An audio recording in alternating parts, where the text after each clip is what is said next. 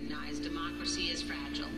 The sacred obligation to defend this peaceful transfer of power has been honored by every American president, except one. On the morning of January 6th, President Donald Trump's intention was to remain President of the United States, despite the fact that he knew that he lost the election. His own campaign leadership, his White House staff, Justice Department officials repeatedly told President Trump that his claims of a stolen election were false. Despite this, President Trump convinced his supporters that fraud had stolen the election and to travel to Washington, D.C. for January 6th. He was aware that individuals in the crowd had weapons and directed them to march on the United States Capitol. While the violence was underway, he placed no call to any element of the United States government to instruct that the Capitol be defended. Millions of Americans put their trust in Donald Trump. It can be difficult to accept that President Trump abused your trust, that he deceived you. That is a fact. I wish it weren't true, but it is. Every American must consider this. Can a president who is willing to make the choices Donald Trump made during the violence of January 6th ever be trusted with any position of authority again?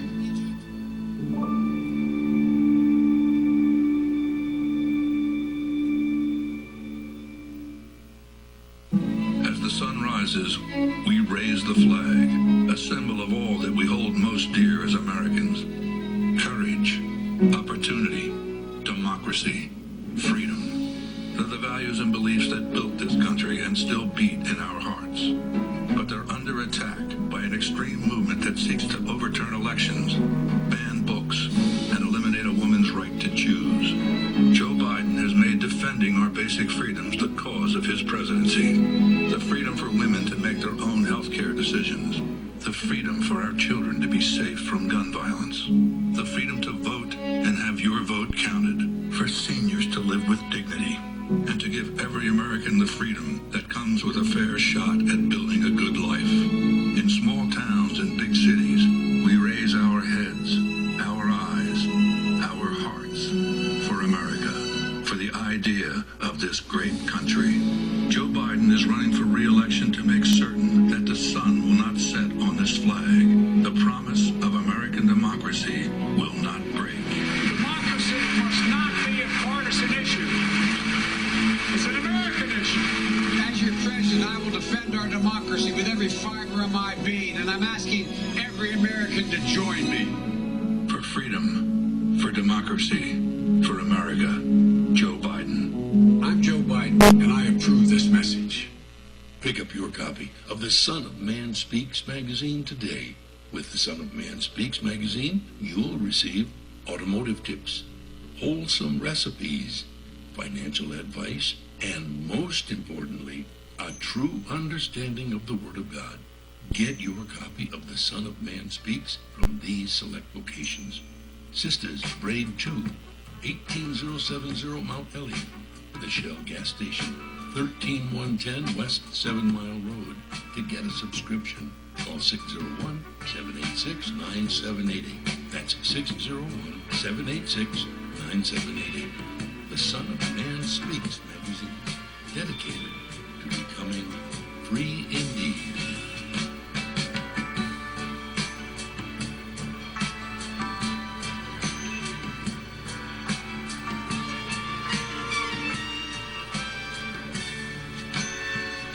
Attention, brothers and sisters, viewers and listeners, now available. Your Son of Man Speaks magazine digital subscription. Your digital subscription to the Son of Man Speaks magazine will also include our monthly e-newsletter, both delivered to your inbox. If you have any questions regarding the digital magazine subscription or digital newsletter, you may send an email to shabazprinting@thenewnationofislam.com. That's shabazprinting@thenewnationofislam.com. Or call 1-601-786-9788. That's 1-601-786-9788. 9788. You can also subscribe online. Visit www.thenewnationofislam.com and click on the magazine tab to register for your online subscription. We would like to invite you to help support the efforts of the Unity and Rebuilding Fund. Visit the website at www.unityandrebuildingfund.com. That's www.unityandrebuildingfund.com. We often hear how we need to work together to rebuild the city, and we're actually doing it. You can make online donations and click on links to track the progress of the Unity and Rebuilding Fund. And for more information, 313-868-0000 is a local number. Again, 313-868-0000. Support the Unity and Rebuilding Fund. To make your online tithes, offerings, donations, gifts to the Son of Man through Cash App, make your payment to $New Nation of Islam. That's $New Nation of Islam. Or call 601-786-7056. 601-786-7056. I just used your other one though today because it was, look, it did 2 drips and I was like, oh, I can use my umbrella. My homegirl was talking about it. I'm like, don't talk about it. With our umbrellas, our customers are turning a drab day into a fab day. After all, representation matters.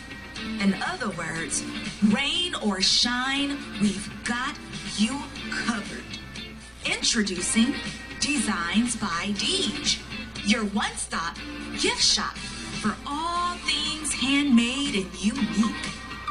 Our products range from our most popular umbrellas, blanket and pillow sets, handmade coasters, and other statement pieces that showcase the beauty of our melanin and natural hair in a beautiful and empowering way. You can find our brand at the sister shop locations in New Jersey and Atlanta, Georgia, or you can visit our website, www.designsbydeej.com. Again, that's www.designsbydeej.com.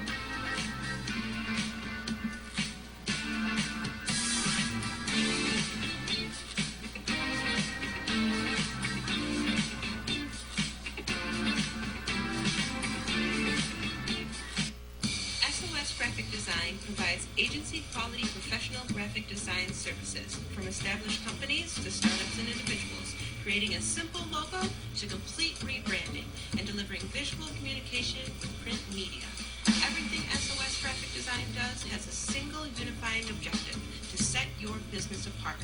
We are at your service. Call 313-342-2166.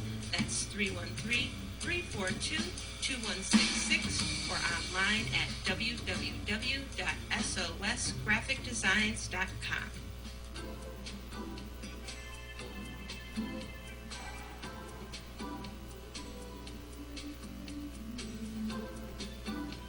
Are your clothes coming apart at the seams? Universal Seamstress and Tailoring has got you covered. At Universal Seamstress and Tailoring, we specialize in a wide variety of alterations and transformations to make and keep your clothes looking and fitting their best. From hem jobs to downsizing suits and dresses for a perfect fit to replacing zippers and buttons, Universal Seamstress and Tailoring is your one-stop shop for clothing maintenance. Also, do you have a logo for your clothes you'd like to wear? Universal Seamstress and Tailoring can put it there. That's right. At Universal Seamstress and Tailoring, we not only do alterations, but embroidery as well. Shirts, pants, coats, hats, even bags. If you can wear it, we can embroider it. So remember, whether it be alterations or embroidering you need, Universal Seamstress and Tailoring has got you covered. Universal Seamstress and Tailoring is located at 1404 Main Street, Fayette, Mississippi. Come and see us or give us a call at 601-786-0540.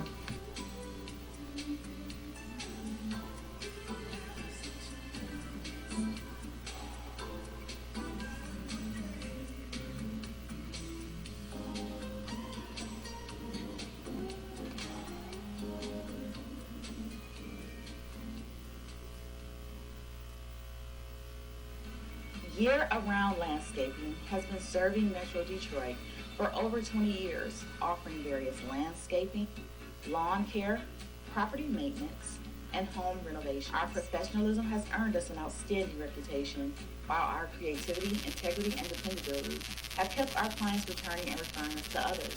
At Year-Round Landscaping, we prioritize quality customer service. We treat every client as our only client before, during, and after providing our services. We believe in building solid relationships with our clients and ensuring their satisfaction. Whether you need a complete outdoor makeover, indoor renovation, or routine maintenance, we have the expertise and resources to deliver outstanding results. Our team is committed to providing exceptional service and completing every project to the highest standard. To schedule an estimate or consultation, please call us at 248-843-6139 or visit our website at yearoundlandscaping.net. Year-Around Landscaping. One source, unlimited resources.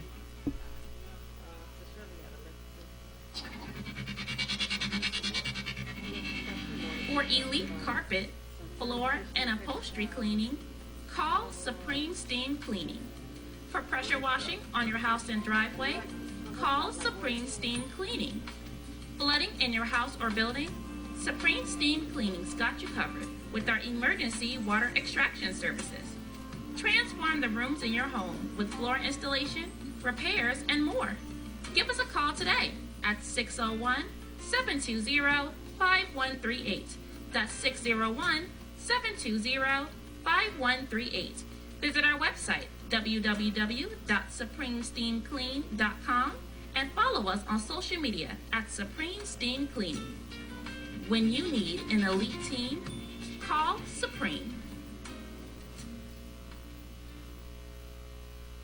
For all facets of professional hair care and braiding, come to Sisters Braid 2, located at 18070 Mount Elliott in Detroit. We specialize in braiding and natural styles, knotless box braids, feed-in braids, scale twists for men, women, and children. We specialize in all facets of healthy hair. Try our natural oils to keep your hair healthy. 313-826-0498 or 248-372-1738. Murray, out of the pocket.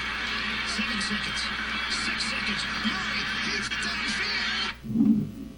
Oh, man, the power's out again.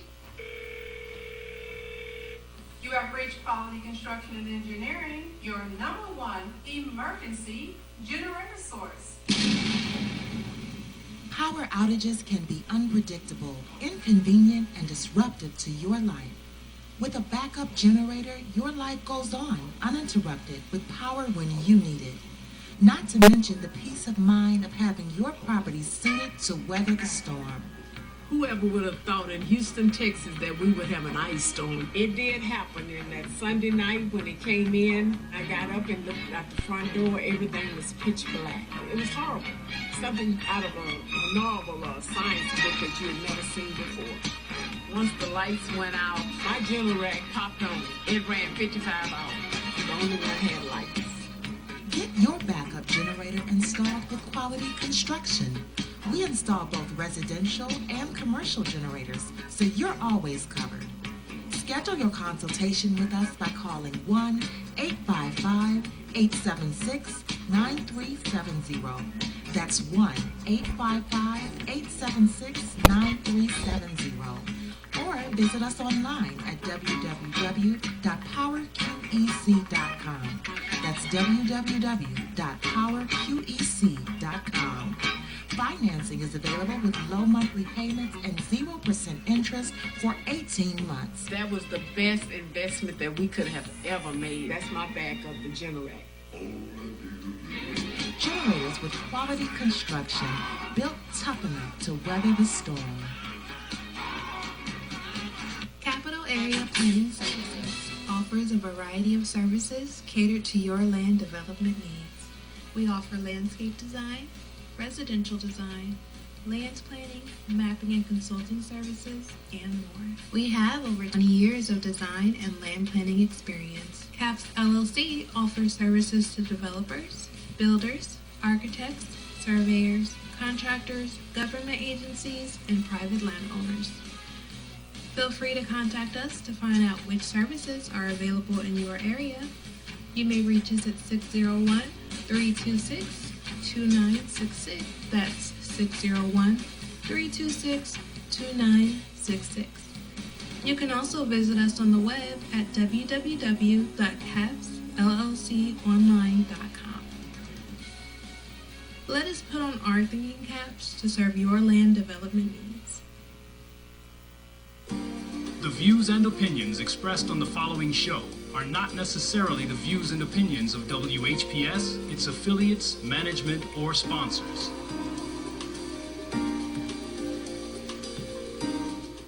Brothers and sisters, are you tired of reading the Holy Scripture and not really understanding what you read? And if you're reasonably sure, have you ever tested that what you feel you know with someone that has a different view than your own? Then let's talk with one another. Then let's reason with one another on a Scriptural Discussion with the Son of Man every Wednesday at 9 p.m., Friday at 9 p.m., and Sunday at 12 noon. On WHPR TV Detroit Live, 88.1 FM WHPR, and Comcast Cable. Why don't you call and discuss the Holy Bible, and if you have one, the Holy Quran, and come to an agreement about the Holy Scriptures and their true meaning?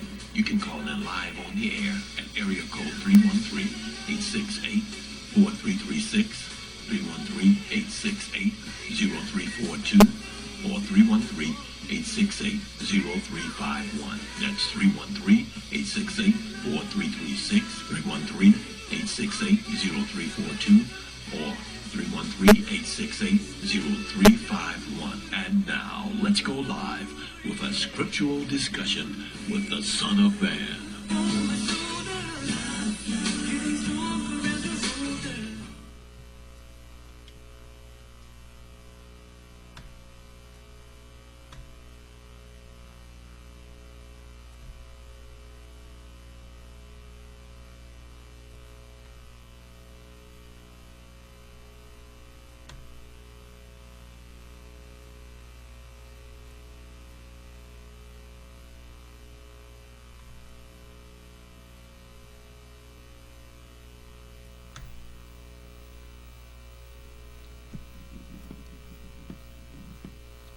In the name of Allah, the Beneficent, the Most Merciful, the Truthful, and the Most Just. I greet all of you once again who are hungry and thirsty for the true understanding of the Word of God and for the truth in general. I greet you all with the greeting words of peace. May Allah's salam alaikum. I want to first get out of the way some of the questions that many of you may have concerning anything that I have taught or that's troubling you, or those who may have arguments. Was there anyone? Nobody touched anything. Okay. Well, we're going to do something a little different this evening. We know that the President of the United States is giving a State of the Union this evening. Are we in Truth Social? And I never want you to think that I'm not true to what I say. You can't say you support a person, place, or thing, and when they have something to say to you, you ignore them. President Biden is about to address the Congress of the United States in the State of the Union, and I think we need to hear that. And so I'm going to give way to him now.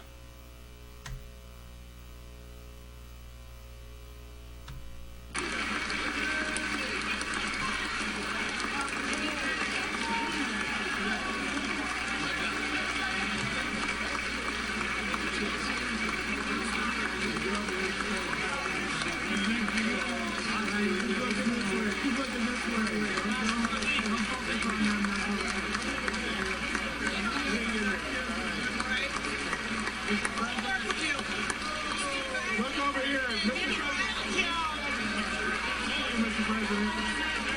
Good to see you, Mr. President. This is about you. This is about the soul of the nation.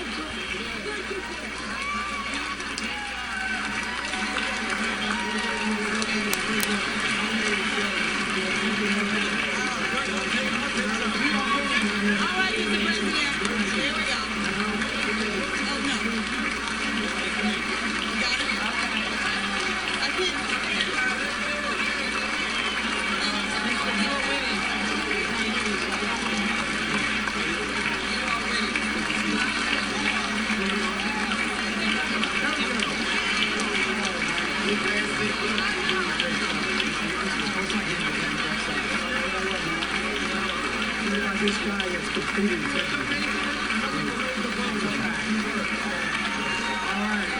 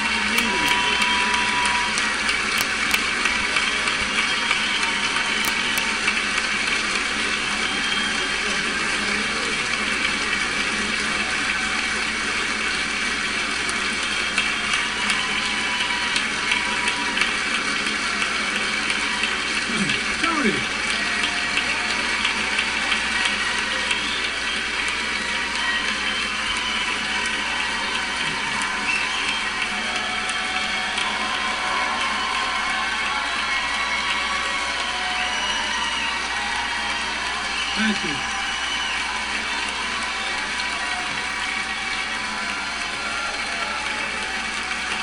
Jill.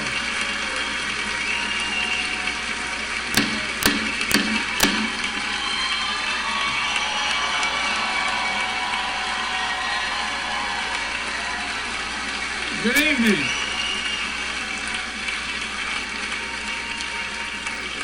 Good evening. If I were smart, I'd go home now.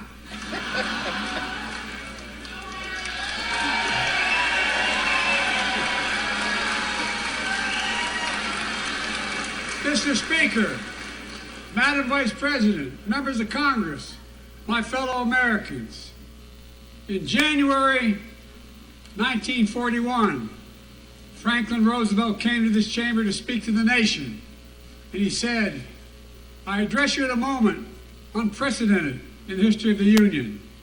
Hitler was on the march. War was raging in Europe. President Roosevelt's purpose was to wake up Congress and alert the American people that this was no ordinary time. Freedom and democracy were under assault in the world. Tonight, I come to this same chamber to address the nation. Now, it's we who face an unprecedented moment in the history of the Union. And yes, my purpose tonight is to wake up the Congress and alert the American people that this is no ordinary moment either. Not since President Lincoln and the Civil War have freedom and democracy been under assault at home as they are today. What makes our moment rare is that freedom and democracy are under attack both at home and overseas at the very same time. Overseas, Putin of Russia is on the march, invading Ukraine and sowing chaos throughout Europe and beyond. If anybody in this room thinks Putin will stop at Ukraine, I assure you he will not.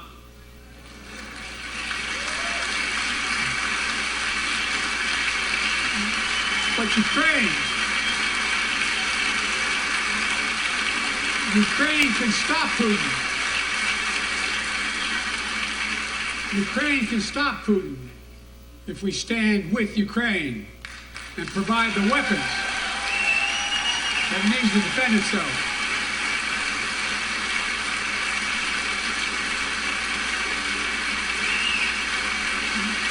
That is all.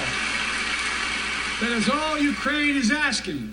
They're not asking for American soldiers.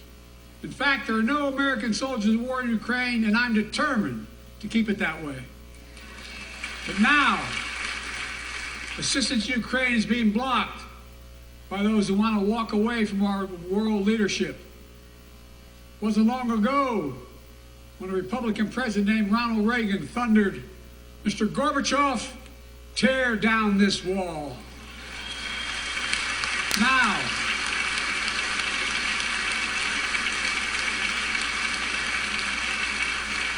Now my predecessor, a former Republican president, tells Putin, quote, "Do whatever the hell you want."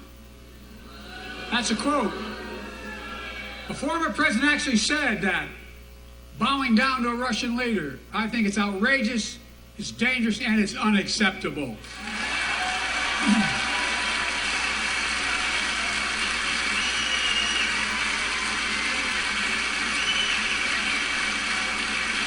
America is a founding member of NATO, the military alliance of democratic nations, created after World War II to prevent war and keep the peace.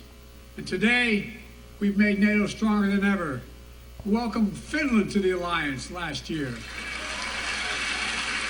And just this morning, Sweden officially joined, and their minister is here tonight. So let's stand up. Welcome. Welcome, welcome, welcome.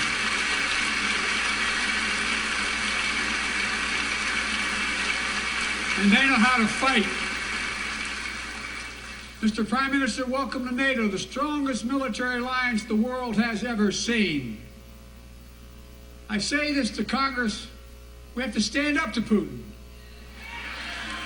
Send me a bipartisan national security bill. History is literally watching. History is watching. If the United States walks away, It will put Ukraine at risk. Europe is at risk. The free world will be at risk, emboldening others to do what they wish to do us harm. My message to President Putin, who I've known for a long time, is simple. We will not walk away.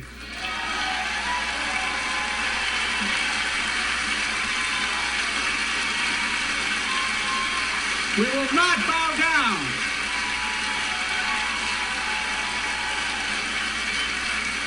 I will not bow down. In a literal sense, history is watching. History is watching. Just like history watched 3 years ago on January 6th, when insurrectionists stormed this very Capitol and placed a dagger to the throat of American democracy. Many of you were here on that darkest of days. We all saw with our own eyes the insurrectionists were not patriots. They'd come to stop the peaceful transfer of power, to overturn the will of the people.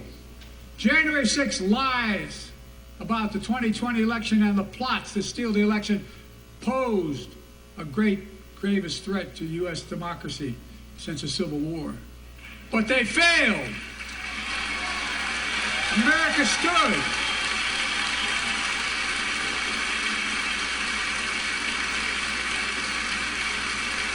America stood strong and democracy prevailed. We must be honest. The threat to democracy must be defended. My predecessor and some of you here seek to bury the truth about January 6th. I will not do that.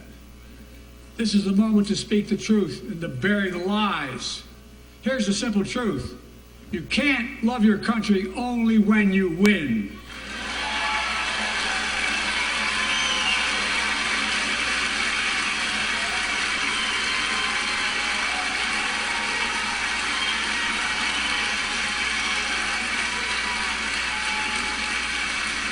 As I've done ever since being elected to office, I ask all of you without regard to party to join together and defend democracy.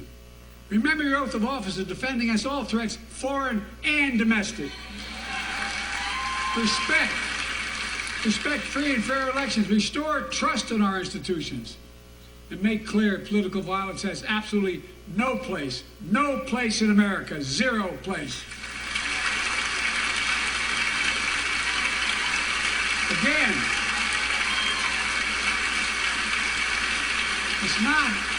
it's not hyperbole to suggest history is watching. We're watching. Your children and grandchildren will read about this day and what we do. History is watching another assault on freedom. Joining us tonight is Latoya Beasley, a social worker from Birmingham, Alabama. 14 months ago, she and her husband welcomed a baby girl thanks to the miracle of IVF. She scheduled treatments to have that second child. The Alabama Supreme Court shut down IVF treatments across the state, unleashed by a Supreme Court decision overturning Roe v. Wade. She was told her dream would have to wait. What her family had got through should never have happened. Unless Congress acts, it could happen again. So tonight, let's stand up for families like hers. To my friends across the aisle, don't keep this waiting any longer. Guarantee the right to IVF. Guarantee it nationwide.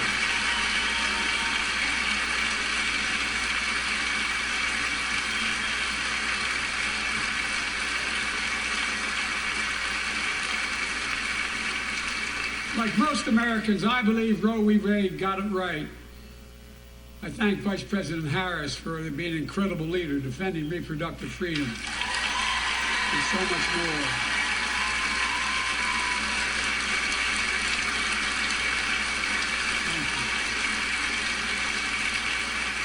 My predecessor came to office determined to see Roe v. Wade overturned.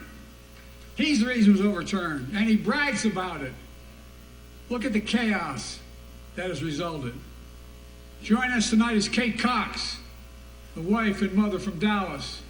She's become pregnant again and had a fetus with a fatal condition. Her doctor told Kate that her own life and her ability to have children in the future were at risk if she didn't act. Because Texas law banned her ability to act, Kate and her husband had to leave the state to get what she needed. What her family got through should have never happened as well, but it's happening in too many others. There are state laws banning the freedom to choose, criminalizing doctors, forcing survivors of rape and incest to leave their states to get the treatment they need.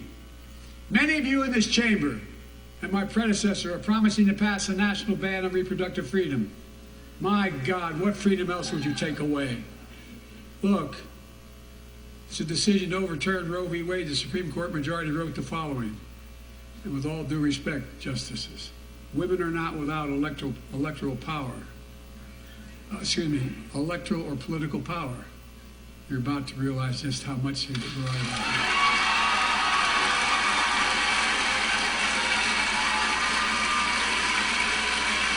Clearly,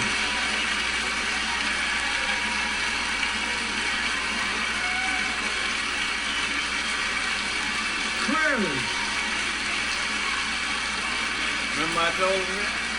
those bragging about overturning Roe v. Wade have no clue about the power of women. But they found out when reproductive freedom was on the ballot. We won in 2022 and 2020, and we'll win again in 2024.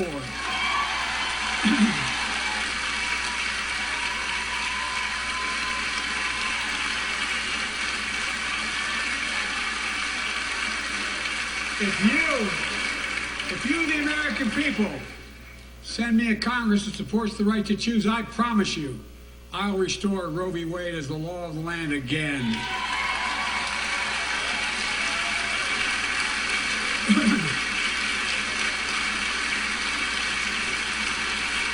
Folks,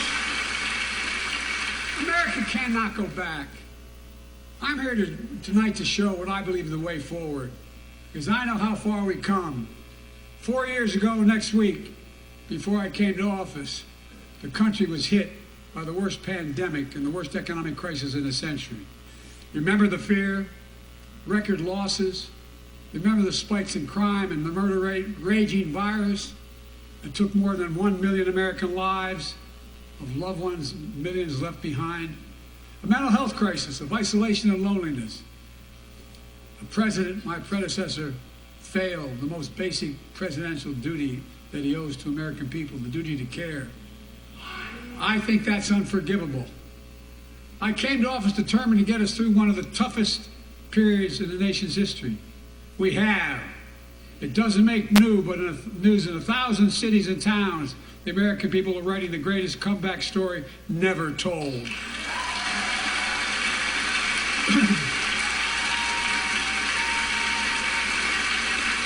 So let's tell the story here. Tell it here and now.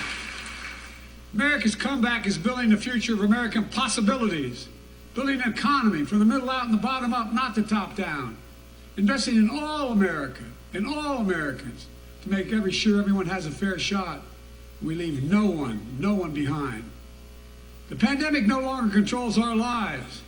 The vaccine that saved us from COVID are now being used to beat cancer, turning setback into comeback. That's what America does. That's what America does.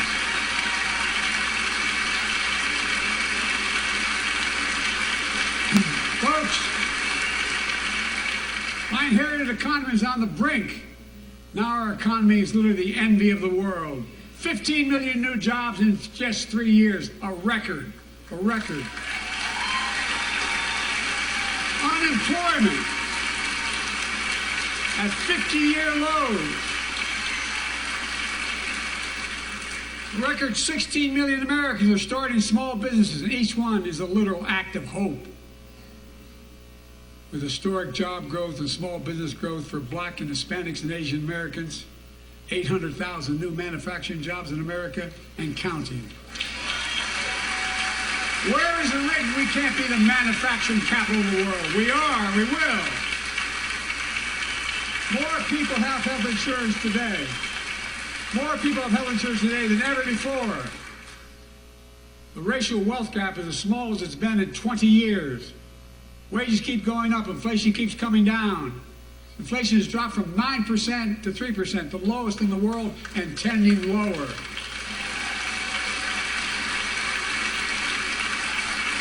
The landing is and will be soft. And now, instead of importing foreign products and exporting American jobs, we're exporting American products and creating American jobs. Right here in America, where they belong.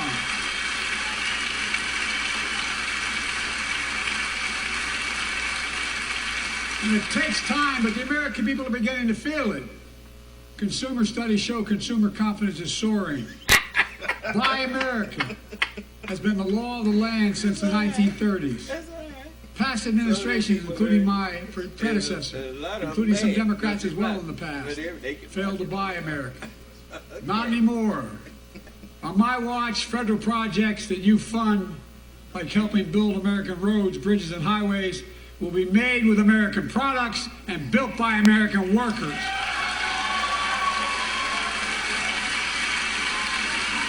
Creating good-paying American jobs.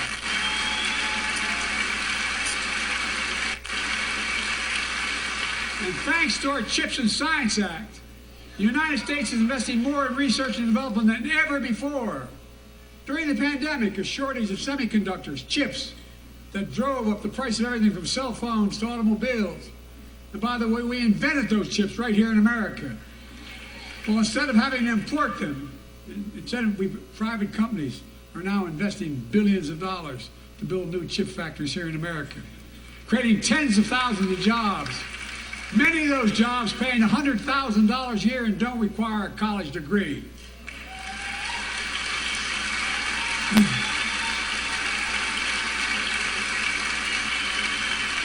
In fact, my policies have attracted $650 billion in private sector investment in clean energy, advanced manufacturing, creating tens of thousands of jobs here in America.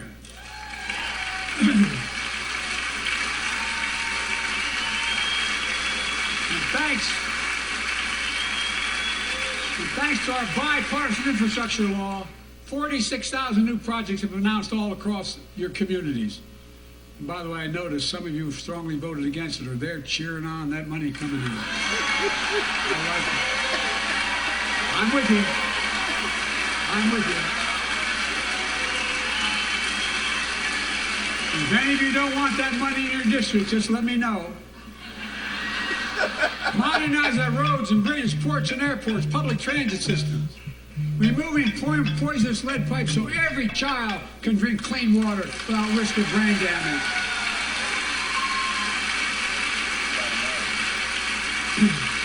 Providing affordable high-speed internet for every American, no matter where you live, urban, suburban, or rural communities, in red states and blue states. Record investments in tribal communities. Because of my investment in the family farm, because I invested in family farms led by my Secretary of Agriculture, who knows more about this than anybody I know. Yes.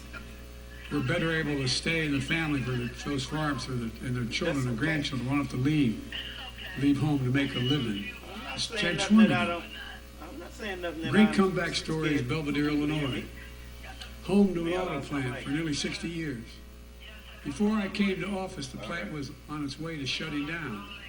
Thousands of workers feared for their livelihoods. Hope was fading.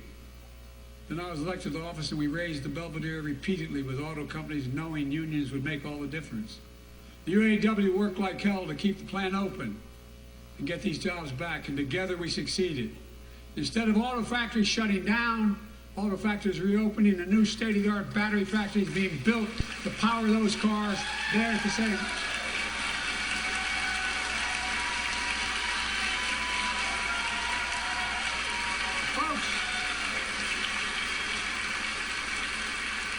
The folks of Belvedere, I say, instead of your town being left behind, your community is moving forward again. Because instead of watching auto jobs in the future go overseas, 4,000 union jobs with higher wages are building the future in Belvedere right here in America.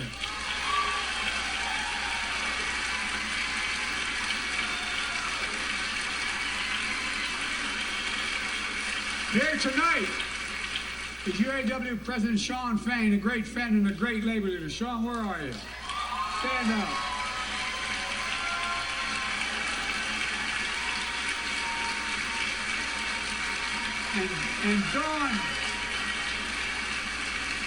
And Dawn Sims, a third-generation worker, UAW worker at Belvedere.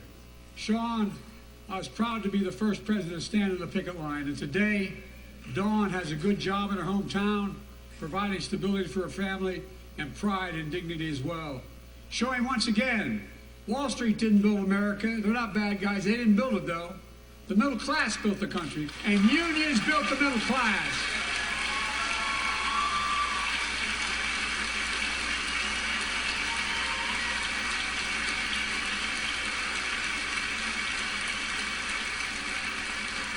I say to the American people, when America gets knocked down, we get back up. We keep going. That's America.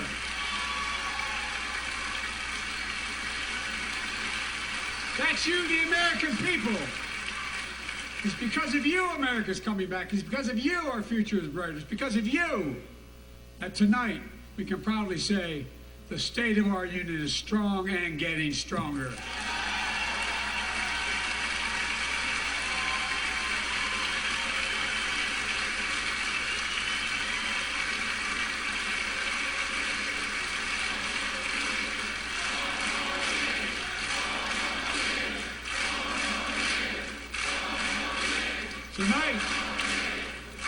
Tonight, I want to talk about the future of possibilities that we can build together. A future where the days of trickle-down economics are over and the wealthy and the biggest corporations no longer get all the tax breaks. And by the way, I understand corporations. I come from a state that has more corporations invested than every one of your states in the United States combined. And I represented it for 36 years. I'm not anti-corporation, but I grew up in a home where trickle-down economics didn't put much on my dad's kitchen table. That's why I determined to turn things around so middle class does well. When they do well, the poor go way up and the wealthy still do very well. We all do well. And there's more to do to make sure you're feeling the benefits of all we're doing. Americans pay more for prescription drugs than anywhere in the world. It's wrong, and I'm ending it.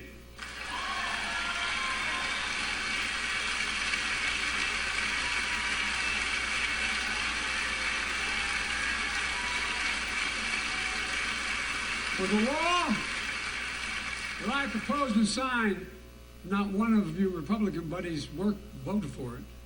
We finally beat Big Pharma. Instead of paying $400 a month or thereabouts for insulin with diabetes, and it only costs $10 to make, they only get paid $35 a month now and still make a healthy profit. And I want to, what to do next? I want to cap the cost of insulin at $35 a month for every American who needs it. Everyone.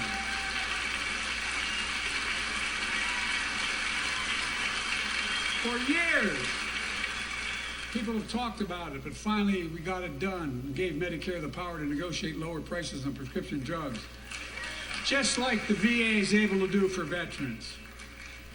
That's not just saving seniors money, it's saving taxpayers money. We cut the federal deficit by $160 billion. Because Medicare will no longer have to pay those exorbitant prices to Big Pharma. This year, Medicare is negotiating lower prices for some of the costliest drugs on the market to treat everything from heart disease to arthritis. It's now time to go further and give Medicare the power to negotiate lower prices for 500 different drugs over the next decade. They're making a lot of money, guys. And they'll still be extremely profitable. It will not only save lives, it will save taxpayers another $200 billion. Starting next year, the same law caps total prescription drug costs for seniors on Medicare at $2,000 a year. Even for expensive cancer drugs that cost $10,000, $12,000, $15,000. I want to cap prescription drug costs at $2,000 a year for everyone. Folks, I'm going to get in trouble for saying that, but if you want to get in Air Force One with me and fly to Toronto, Berlin, Moscow, even Moscow probably. And bring your prescription with you, and I promise you I'll get it for you for 40% the cost you're paying now. Same company, same drug, same place. Folks, the Affordable Care Act, the old Obamacare, it's still a very big deal.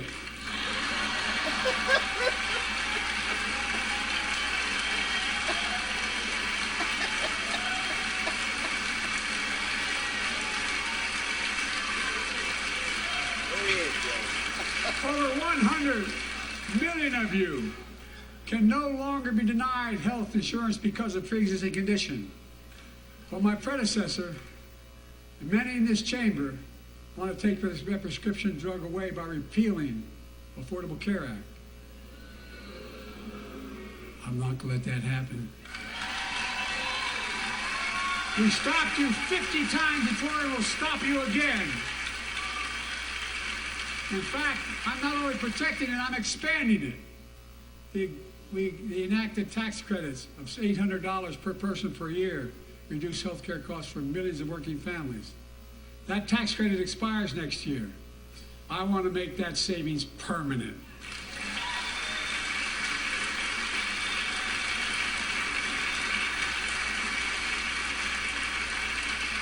To state the obvious, women are more than half our population, but research on women's health has always been underfunded. That's why we're launching the first ever White House initiative on women's health research, led by Jill, doing an incredible job as First Lady.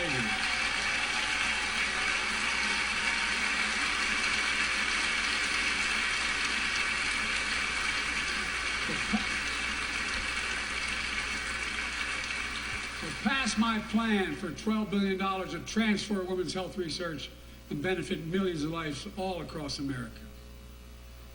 I know the cost of housing is so important to you. If inflation keeps coming down, mortgage rates will come down as well, and the Fed acknowledges that. But I'm not waiting. I want to provide an annual tax credit that will give Americans $400 a month for the next 2 years as mortgage rates come down, to put toward their mortgages when they buy their first home or trade up for a little more space. Just for 2 years.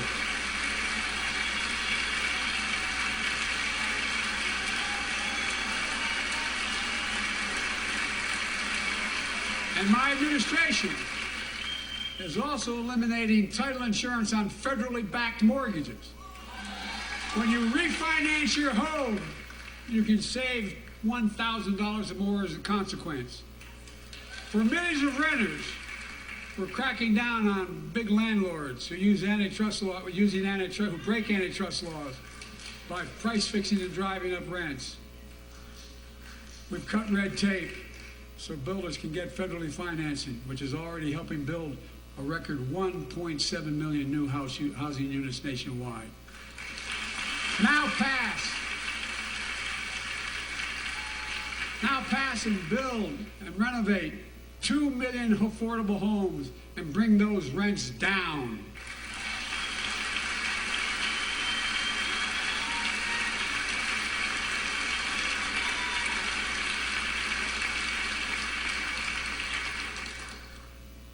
To remain the strongest economy in the world, we need to have the best education system in the world. And I suspect all of you, want to give every child, a good start by providing access to preschool for 3 and 4 years old. You know, I think I pointed out last year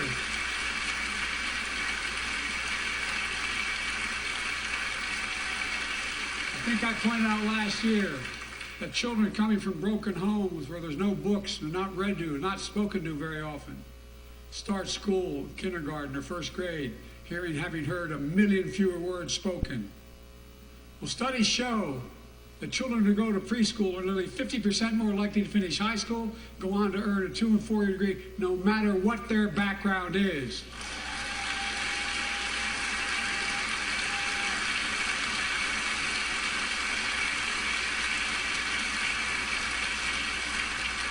I met a year and a half ago with the leaders of the Business Roundtable. They were mad that they were angry. I think, well, they were discussing why I wanted to spend money on education. I pointed out to them as vice president, I met with over I think it was 182 of those folks. Don't hold me to the exact number. And I asked them what they need most, the CEOs. And you've had the same experience on both sides of the aisle. They say a better educated workforce, right? So I looked at them. And I say, I come from Delaware. DuPont used to be the 8th largest corporation in the world. And every new enterprise they bought, they educated the workforce to that enterprise. But none of you do that anymore. Why are you angry with me providing you the opportunity for the best educated workforce in the world? And they all looked at me and said, I think you're right. I want to expand high-quality tutoring and summer learning to see that every child learns to read by 3rd grade.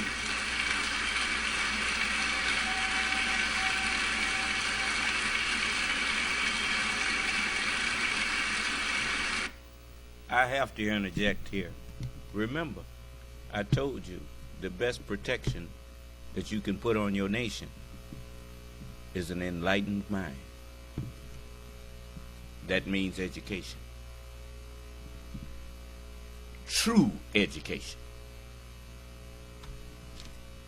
I'm also connecting local businesses and high schools so students get hands-on experience and a path to a good-paying job whether or not they go to college. And I want to make sure that college is more affordable. Let's continue increasing the Pell Grants to working and middle-class families and increase record investments in HBCUs and minority-serving institutions, including the Hispanic institutions.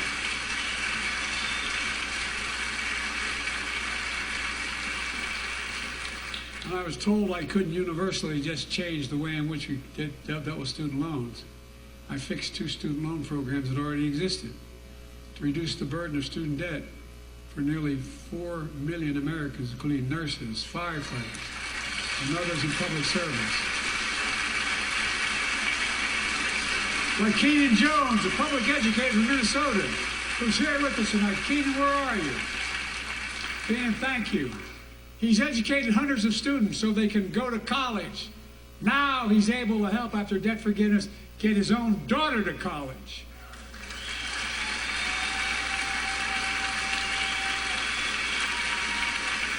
And folks, look.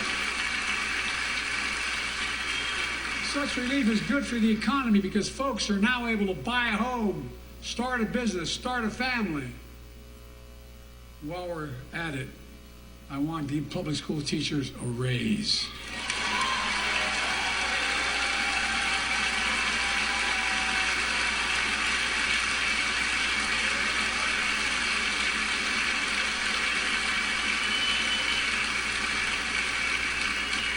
And by the way, the first couple of years we cut the deficit.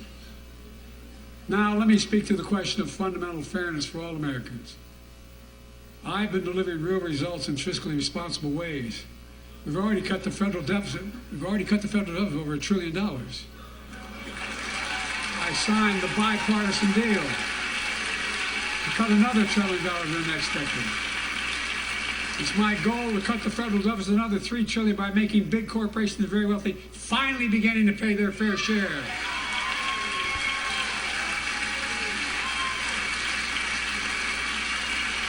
Look, I'm a capitalist. If you want to make or can make $1 million or millions of bucks, that's great. Just pay your fair share in taxes. A fair tax code is how we invest things to make this country great. Healthcare, education, defense, and so much more. But here's the deal. The last administration enacted a $2 trillion tax cut. Overwhelmingly benefit the topping 1%, the very wealthy, the biggest corporation, and exploded the federal deficit. They added more to the national debt than any presidential term in American history. Check the numbers. Folks at home, does anybody really think the tax code is fair? Do you really think the wealthy and big corporations need another $2 trillion tax break? I sure don't. I'm going to keep fighting like hell to make it fair. Under my plan, nobody earning less than $400,000 a year will pay an additional penny in federal taxes. Nobody, not one penny. And they haven't yet. In fact, the child tax credit I passed during the pandemic cut taxes for millions of working families and cut child poverty in half. Restore that child tax credit. No child should go hungry in this country. The way to make the tax code fair is to make big corporations, the very wealthy, begin to pay their fair share. Remember in 2020, 55 of the biggest companies in America made $40 billion and paid zero in federal income tax. Zero. Not anymore. Thanks to the law I wrote and we signed, big companies have to pay a minimum of 15%. But that's still less than working people pay in federal taxes. It's time to raise corporate minimum tax to at least 21%.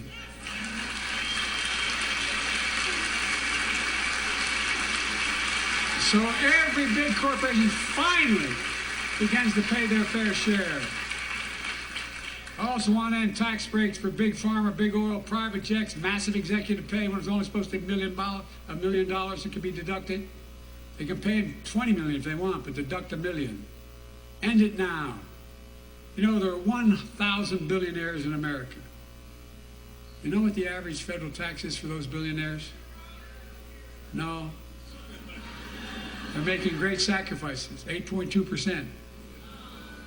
That's far less than the vast majority of Americans pay.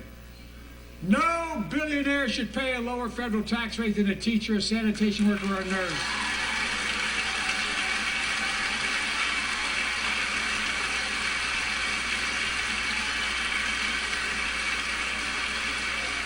I propose a minimum tax for billionaires at 25%, just 25%. You know what that would raise? That would raise $500 billion over the next 10 years. And imagine what that could do for America. Imagine a future with affordable child care. Millions of families can get they need to go to work to help grow the economy. Imagine a future with paid leave, because no one should have to choose between working and taking care of their sick family member. Imagine a future of home care and elder care, and people living with disabilities so they can stay in their homes and family caregivers can finally get the pay they deserve. Tonight, let's all agree once again to stand up for seniors. Many of my friends on the other side of the aisle want to put Social Security on the chopping block. If anyone here tries to cut Social Security, Medicare, or raise the retirement age, I will stop you.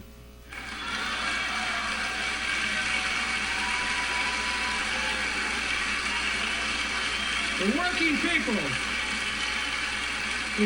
who built this country pay more into Social Security than millionaires and billionaires do. It's not fair. We have two ways to go. Republicans can cut Social Security and give more tax breaks to the wealthy. That's the proposal. Oh no. You guys don't want another $2 trillion tax cut? I kind of thought that's what your plan was. Well, that's good to hear. You're not going to cut another $2 trillion for the super wealth. That's good to hear. I'll protect and strengthen Social Security and make the wealthy pay their fair share. Look,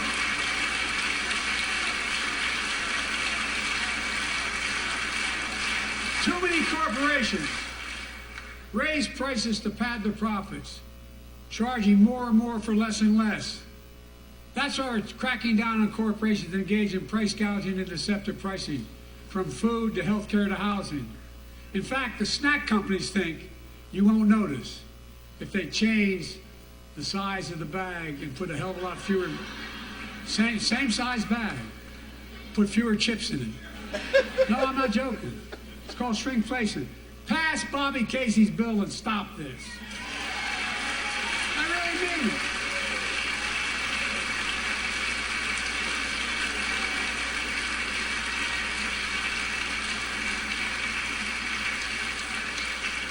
You probably all saw that commercial on Snickers bars. You get charged the same amount, and you got about, I don't know, 10% fewer Snickers in it. Look, I'm also getting rid of junk fees. Those hidden fees at the end of your bill that are there without your knowledge. My administration announced we're cutting credit card late fees from $32 to $8.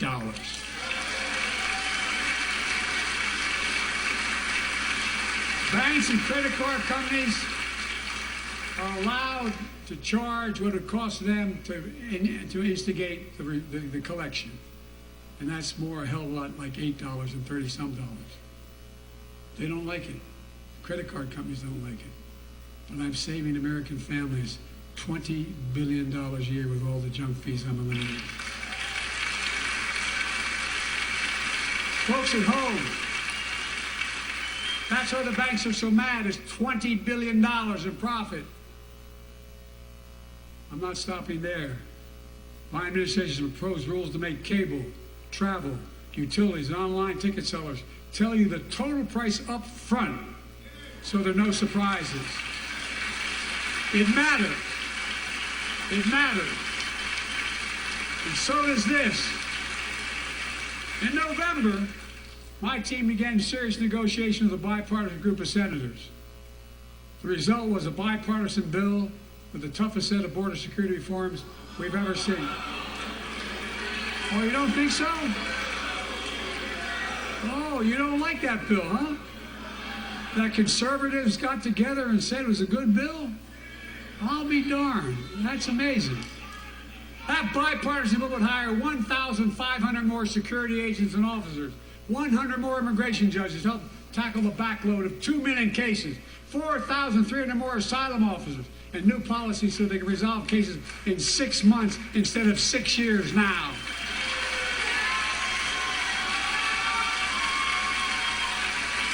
What are you against?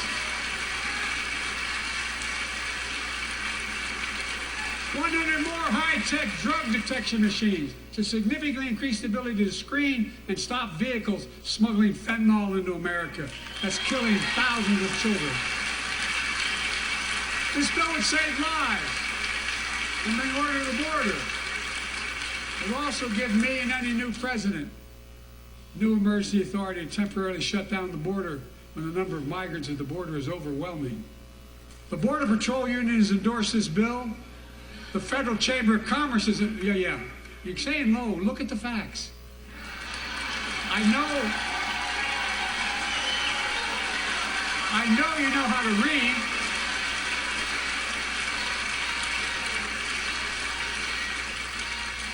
I believe that given the opportunity for a majority in the House and Senate would endorse the bill as well, a majority right now. But unfortunately, politics has derailed this bill so far. I'm told my predecessor called members of Congress and the Senate to demand they block the bill. He feels political win, he viewed it as a political win for me and a political loser for him. It's not about him, it's not about me. I'd be a winner, not really.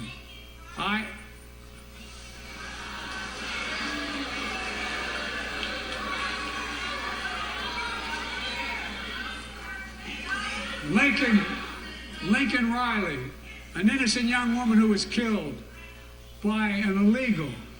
That's right. But how many of the thousands of people being killed by illegals? To her parents, I say, my heart goes out to you, having lost children myself. I understand. But look, if we change the dynamic at the border, people pay these smugglers $8,000 to get across the border because they know if they get by and let into the country, it's 6 to 8 years before they have a hearing. And it's worth it taking the chance of the $8,000. But,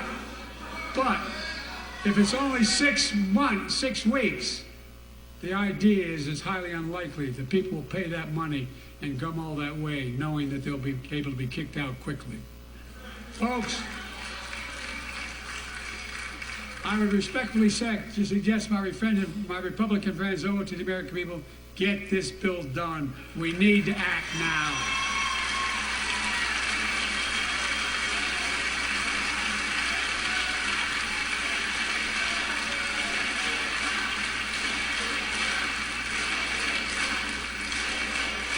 if my predecessor is watching, instead of paying politics and pressuring members of Congress to block the bill, join me in telling the Congress to pass it. We can do it together. But that's what he apparently here's what he will not do. I will not demonize immigrants saying they are poison in the blood of our country. I will not separate families. I will not ban people because of their faith. Unlike my predecessor on my first day in office, I introduced a comprehensive bill to fix our immigration system. Take a look at it. It has all these and more. Secure the border. Provide a pathway to citizenship for dreamers. And so much more. But unlike my predecessor,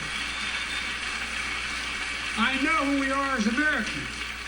We're the only nation in the world with a heart and soul that draws from old and new. Home to Native Americans and ancestors have been here for thousands of years. Home to people of every place, from every place on earth. They came freely. Some came in chains. Some came when famine struck, like my ancestral family in Ireland. Some to flee persecution, to chase dreams that are impossible anywhere but here in America. That's America. And we all come from somewhere, but we're all Americans.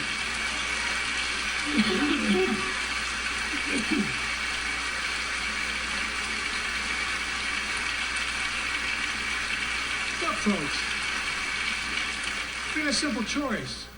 We can fight about fixing the border, or we can fix it. I'm ready to fix it. Send me the border bill now.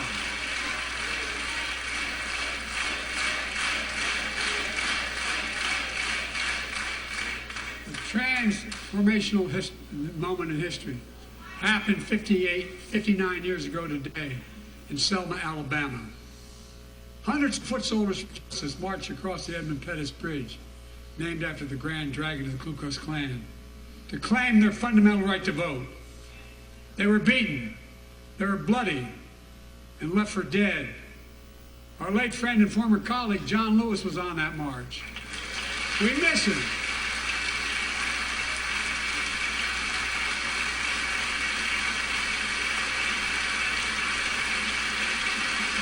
Joining us tonight are other marchers, both in the gallery and on the floor, including Betty Mae Fikes, known as the voice of Selma, the daughter of gospel singers and preachers. She sang songs of prayer and protest on that bloody Sunday to help shake the nation's conscience. 5 months later, the Voting Rights Act passed and was signed into law.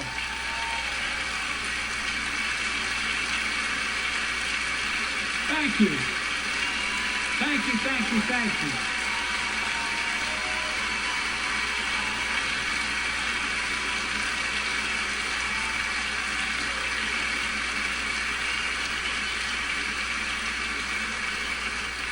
But 59 years later, our forces taking us back in time. Voter suppression, election subversion, unlimited dark money, extreme gerrymandering. John Lewis is a great friend to many of us here. But if you truly want to honor him and all the heroes who marched with him, then it's time to do more than talk. Pass the Freedom to Vote Act, the John Lewis Voting Rights Act.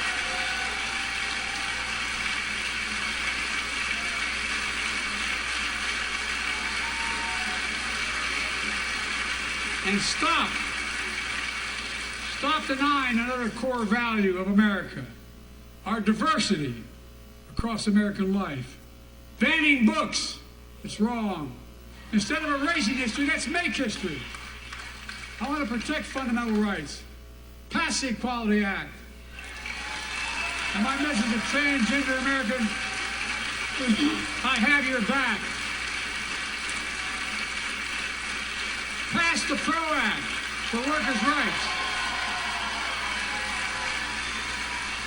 Raise the federal minimum wage, because every worker has a right to a decent living, more than $7 an hour.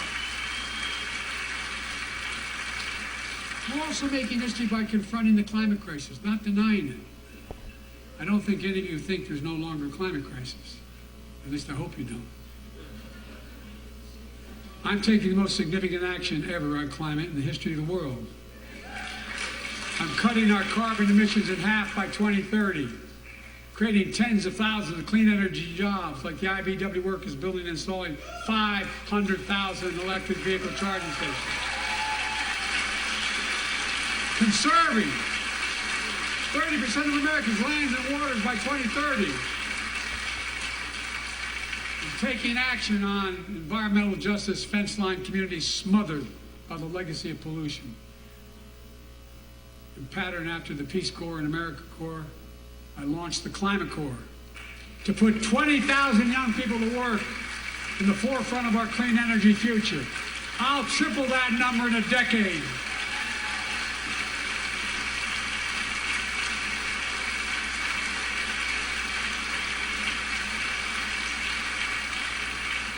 To state the obvious, all Americans deserve the freedom to be safe. And America is safer today than when I took office. The year before I took office, murder rates went up 30%. 30% they went up. The biggest increase in history. It was then, through my American Rescue Plan, which every American voted against, I might add, we made the largest investment in public safety ever. Last year, the murder rate saw the sharpest decrease in history. Violent crime fell to one of its lowest levels in more than 50 years. But we have more to do. We have to help cities invest in more community police officers, more mental health workers, more community violence intervention. Give communities the tool to crack down on gun crime, retail crime, and carjacking. Keep building trust as I've been doing by taking executive action on police reform and calling for it to be the law of the land. Directing my cabinet to review the federal classification of marijuana and expunging thousands of convictions for the mere possession, because no one should be jailed for simply using or have it on their record. Take on crimes of domestic violence. I'm ramping up the Federal Enforcement of the Violence Against Women Act that I proudly wrote when I was a senator, so we can finally end the scourge against women in America.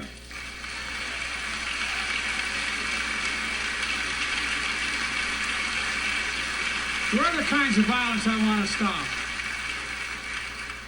With us tonight is Jasmine, whose 9-year-old sister Jackie was murdered with 21 classmates and teachers in elementary school in Uvalde, Texas. Very soon after that happened, Jill and I went to Uvalde for a couple days. We spent hours and hours with each of the families. We heard their message, so everyone in this room, in this chamber, could hear the same message. The constant refrain, and I was there for hours meeting with every family. They said, do something. Do something. Well, I did do something by establishing the first ever Office of Gun Violence Prevention in the White House, that the Vice President is leading the charge. Thank you for doing it. Meanwhile,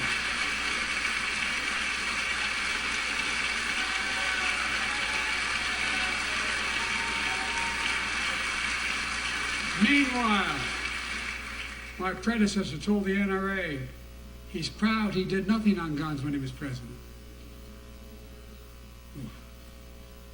After another shooting in Iowa recently, he said, when asked what to do about it, he said, just get over it.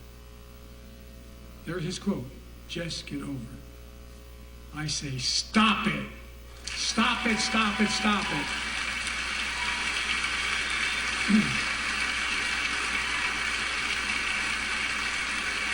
I'm proud we beat the NRA when I signed the most significant gun safety law in nearly 30 years because of this Congress. We now must beat the NRA again. I'm demanding a ban on assault weapons and high-capacity magazines. Pass universal background checks. None of this. I taught the Second Amendment for 12 years. None of this violates the Second Amendment or vilifies responsible gun owners. You know, as we manage challenges at home, we're also managing crises abroad, including in the Middle East. I know the last 5 months have been gut-wrenching for so many people, for the Israeli people, for the Palestinian people, and so many here in America. This crisis began on October 7th with a massacre by a terrorist group called Hamas, as you all know. 1,200 innocent people, women and girls, men and boys, slaughtered after enduring sexual violence. The deadliest day for the Jewish people since the Holocaust.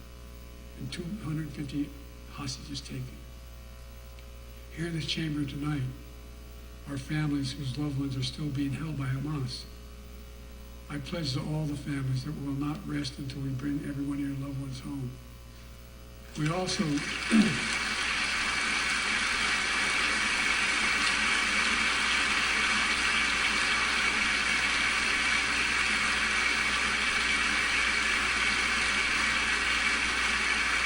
will also work around the clock to bring home Evan and Paul, Americans being unjustly detained by the Russians and others around the world. Israel has the right to go after Hamas. Hamas ended this conflict by releasing hostages, laying down arms, could end it by releasing the hostages, laying down arms, and surrendering those responsible for October 7th. But Israel has Israel has a added burden because Hamas hides and operates among the civilian population like cowards, under hospitals, daycare centers, and all the like. Israel also has a fundamental responsibility, though, to protect innocent civilians in Gaza.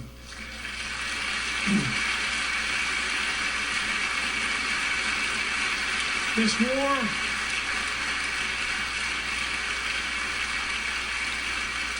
has taken a greater toll on innocent civilians than all previous wars in Gaza combined. More than 30,000 Palestinians have been killed, most of whom are not Hamas. Thousands and thousands of innocents, women and children, girls and boys, also orphaned. Nearly 2 million more Palestinians under bombardment or displacement. Homes destroyed, neighborhoods in rubble, cities in ruin. Families without food, water, medicine. It's heartbreaking.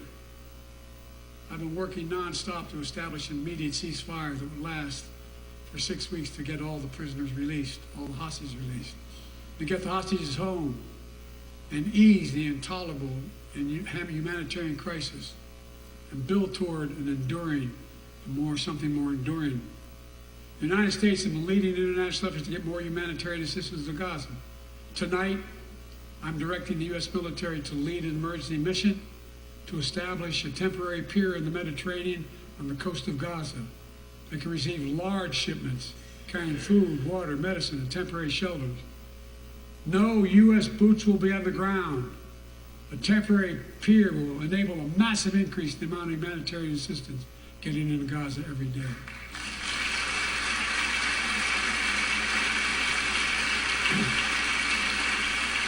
And Israel must do its part. Israel must allow more aid into Gaza to ensure humanitarian workers aren't caught in the crossfire. They're announcing they're going to have a crossing in northern Gaza. For the leadership of Israel, I say this: humanitarian assistance cannot be a secondary consideration or a bargaining chip. Protecting and saving innocent lives has to be a priority. As we look to the future, the only real solution to the situation is a two-state solution over time.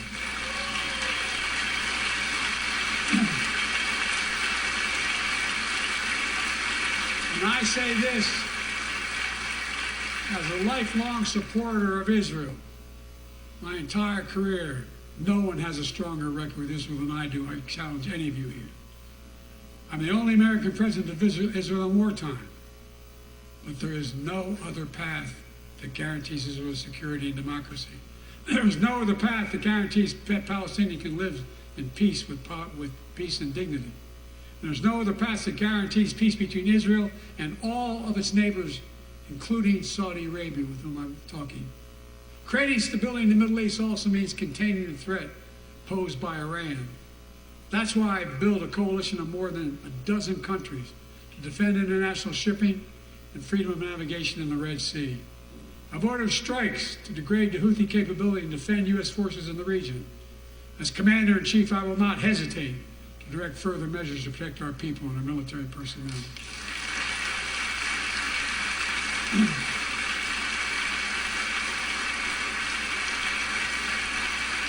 For years, I've heard many of my Republican and Democratic friends say that China is on the rise and America's falling behind. They've got it backwards. I've been saying it for over 4 years, even when I wasn't president. America's rising. We have the best economy in the world. And since I've come to office, our GDP is up, our trade deficit with China is down to the lowest point in over a decade. And we're standing up against China's unfair economic practices. We're standing up for peace and stability across the Taiwan Straits. I've revitalized our partnership and alliance in the Pacific. India, Australia, Japan, South Korea, Pacific Islands. I've made sure that the most advanced American technologies can't be used in China, not allowing to trade them there. Frankly, for all this tough talk on China, it never occurred to my predecessor to do any of that. I want competition with China, not conflict. And we're in a stronger position to win the conflict of the 21st century against China than anyone else, for that matter, than any time as well.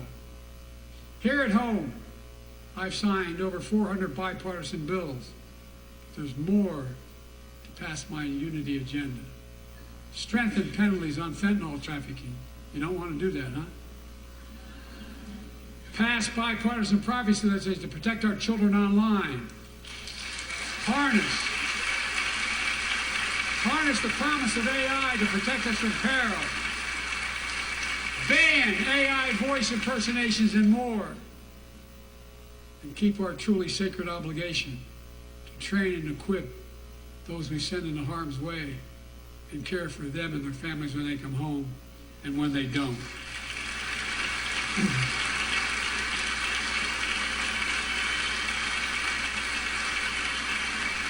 That's why the song Support and Help of Dennis of the VA, I signed the PACT Act.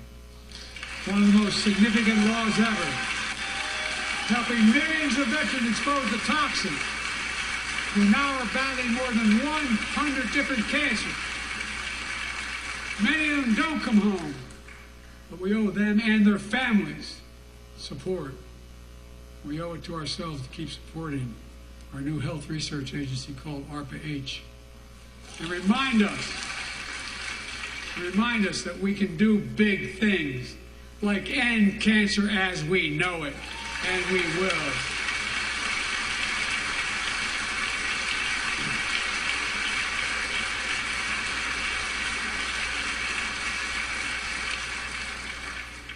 Let me close with this.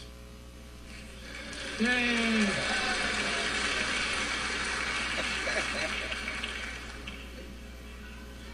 I know you don't want to hear any more, Lindsay, but I got to say a few more things. I know it may not look like it, but I've been around a while.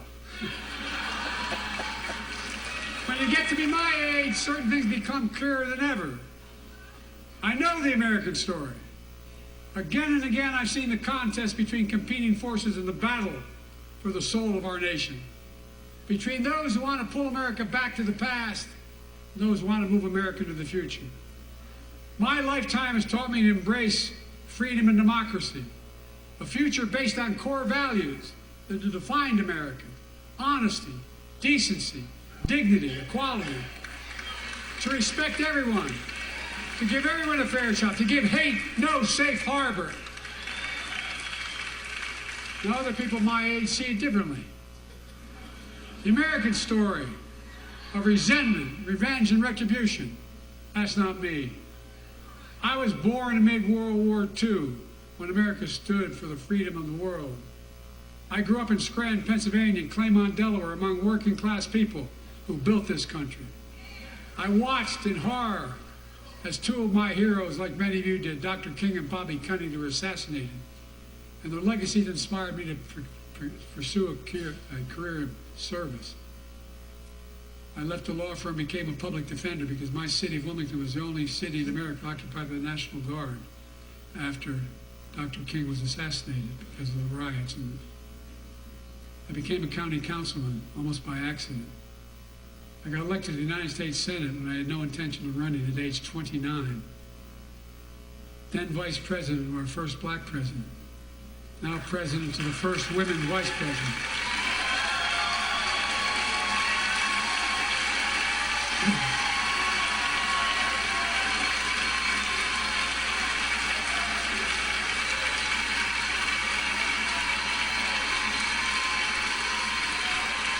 In my career, I've been told I was too young. By the way, they didn't let me on the Senate elevators for votes sometimes. Not a joke.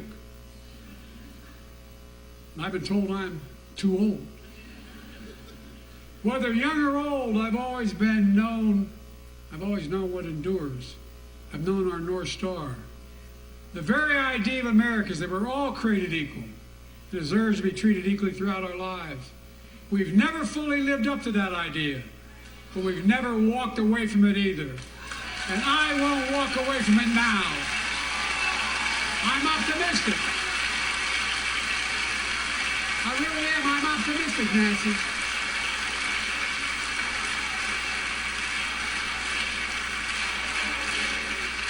My fellow Americans, the issue facing our nation isn't how old we are, it's how old are our ideas. Hate, anger, revenge, retribution are the oldest of ideas. But you can't lead America with ancient ideas. It'll only take us back. You lead America, the land of possibilities. You need a vision for the future and what can and should be done. Tonight you've heard mine. I see a future where defending democracy, you don't diminish it. I see a future where we restore the right to choose and protect our freedoms, not take them away. I see a future where the middle class finally has a fair shot and the wealthy have to pay their fair share in taxes. I see a future where we save the planet from the climate crisis and our country from gun violence. Above all, I see a future for all Americans. I see a country for all Americans. And I will always be president for all Americans because I believe in America. I believe in you, the American people. You're the reason we've never been more optimistic about our future than I am now. So let's build the future together. Let's remember who we are. We are the United States of America. And there is nothing beyond our capacity when we act together. God bless you all, and may God protect our troops. Thank you, thank you, thank you.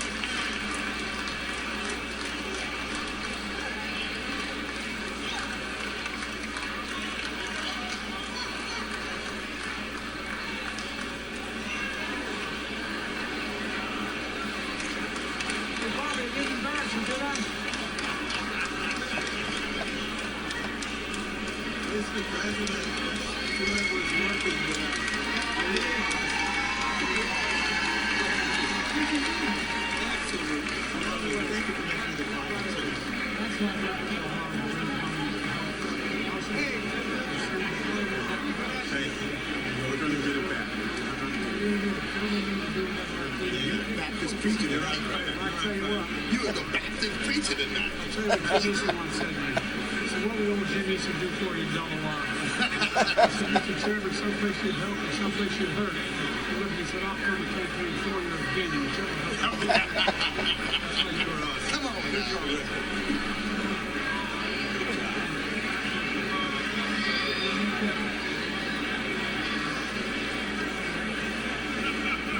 Good job, great job. Great job. That was a sermon tonight. Great job.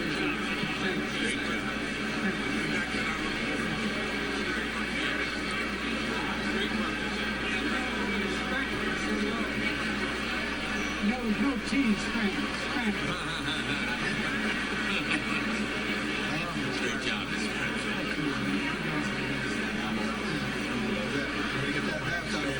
So y'all can get in there.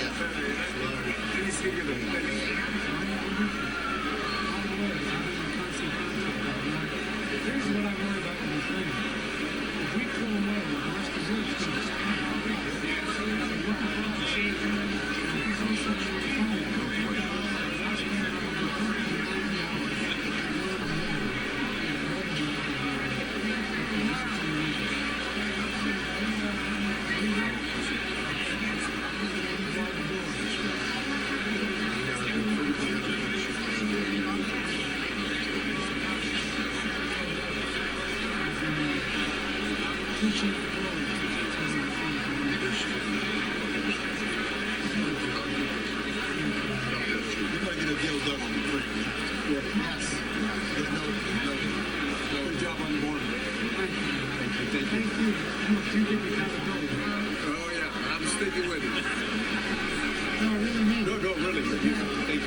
This guy with you does too. Oh, yeah, he did. Good. It was amazing. You did a good job. You're right on.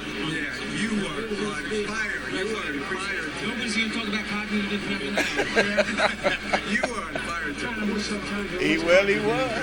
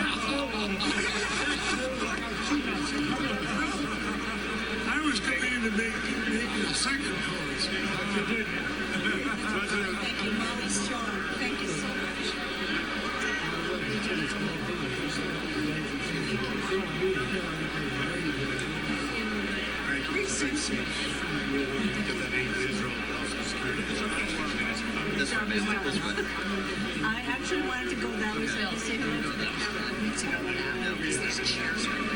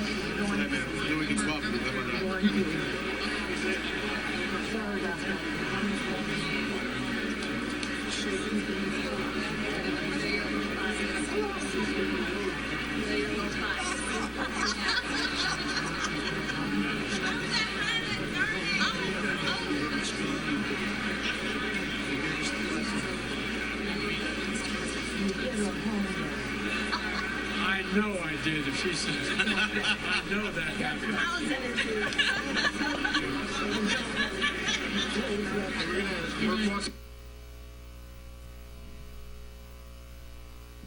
But I didn't want to cut away.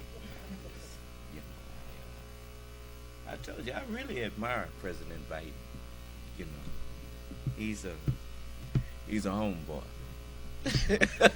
So, you know, I just you know, it's nice to see people speak what they really feel and really believe. You know, that's the kind of people that will cause humanity to thrive.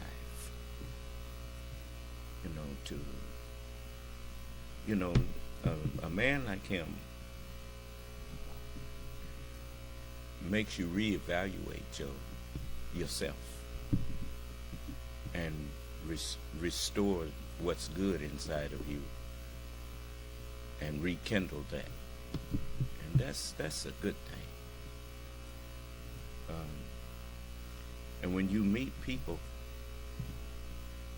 you know, for instance, when you meet white people like the man who come in here insulting us and that kind of thing, a man like Joe Biden makes that man look, it makes what he did roll off like water off a duck's back. You understand? Because he's being left behind. The world that's coming in is the black man. And the black man is like the sunlight. All the colors that you see in the rainbow or in the spectrum, that's the sunlight. Do you understand? Every human being on this planet, brown, yellow, white, black, and those in between, that's all us. And those who don't recognize that, and those who don't seem to grasp the idea of human family, they ain't gonna be here in a little while. The scripture says, yet a little while, and the wicked shall not be. See, thou shalt diligently seek his place, and shalt not find it. That's in the book of Psalms. What chapter of Psalms is that, Brother Jamal?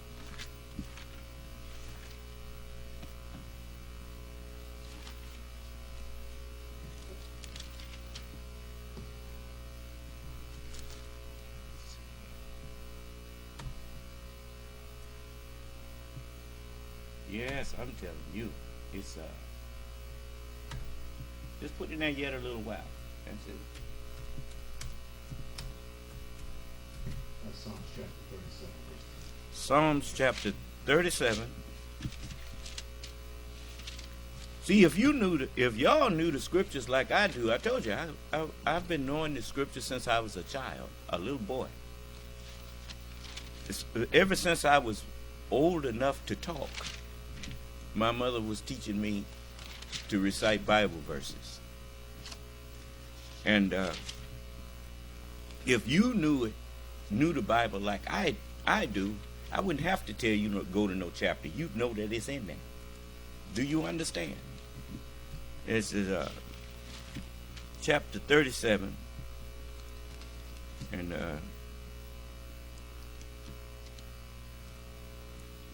what verse? It says, this is I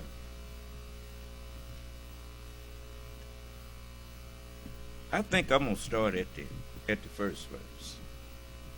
It says, fret not thyself because of evildoers. Well, I could just as easily say, fret not thyself because of Donald Trump and those MAGA people. Huh? Neither be thou envious against the workers of iniquity. And just because they got positions of power where they seem to have power over government and that kind of thing, don't be envying them for that. For they shall soon be cut down like the grass. Huh? Well, it's like David saw all this, huh? For they shall soon be cut down like the grass and wither as the green herb. You notice, not once did you hear anybody scream out, "You lie." Huh? They couldn't call the man a lie because the record speaks for itself. Huh? So it says, trust in the Lord and do good. Who is the Lord? As you have did it unto the least of these my brethren, the prophets, you did it unto me. Trust in Jesus. Trust in Moses. Trust in David. Trust in Solomon. Trust in Muhammad. Trust in their words. Trust in the mind that was in them. And do the word. Be not hearers of it only, but be doers of it. Let me say, just in case the president every now and then may tune in. Thank you, Mr. President. I thank President Biden and his administration for caring about me and my people. You see, that's the one thing that when you become the head of a nation as diverse as the United States, there is no other nation as diverse as this one. And when he took on the mantle of president and decided that he was going to represent all of the people of the United States and do what he felt was good for the United States, that means he cared about me too. Do you understand? He didn't have to single me out. It's like people was trying to suggest that when President Obama became president, that somehow he was supposed to become a black activist. He was supposed to take black activism into the West. That's not what a president of the United States, he's not supposed to be no activist. He's supposed to be the president of the whole country and just do what's right for the country, and everybody in the country will benefit. Do you understand? And people, it's just like he gave, what is the definition of a patriot when he enters into politics? Can any of you tell me? I want to show you that I am a thinker. I think. You know, you notice that question never crossed most of y'all's minds. That's why you don't have a readily available answer. It's not that you couldn't come up with the answer, for you could come up with the answer if you thought about it long enough. But remember what I told you. If you don't know what question to ask, you will never gain the knowledge of the truth. You got to, how can you find gold if you wasn't looking for it? You may stumble on it and don't know that it's gold because you wasn't looking for it. Do you understand? The definition of a patriot, when he enters into the political arena, then he is defined as a statesman. And when you get a president that is a patriot, become statesmen or turn statesman because of his position, and then you get a State of the Union by a statesman, you have something really magnificent in store for you. Because when a statesman is speaking, it's from his heart, and he will not deliberately lie to you. Do you understand? And that means you can trust that at least he believes that what he is sharing with you is absolutely true. Do you understand? And if what he was sharing was not true, I think all of those who have been fighting him for so long would have protested much more than you heard any protests on that floor. Huh? That's what happens when you speak things that you can readily prove. Just like he said, all of you can read. Even some of the Republicans were bearing him witness that they had come up with a solution for the border, and then they backed out on it. Huh? Okay. Now, so it says, trust in the Lord and do good. Regardless to what you see, evil people who have gained a temporary authority in the land, don't follow them. Don't envy them. Don't say, what profit has it that we have walked mournfully for those that tempt God and those who do wickedness. They all set up. They live in lodge. Don't say that, because what you're seeing in them is a temporary enjoyment that's headed for a crash. Do you understand? Trust in the Lord and do good. So shalt thou dwell in the land. And verily, thou shalt be fed. David also said, I have not lived to see the righteous forsaken, nor his seed begging for bread. And it says, delight thyself also in the Lord, in the truth. Remember, he had a name written that no man knew but he himself. And his name is called what? Delight thyself in the word of God, and he shall give thee the desires of thine heart. Commit thy way unto the Lord. Surely my prayers, my sacrifices, my life and my death, my way of life and my death is all for Allah.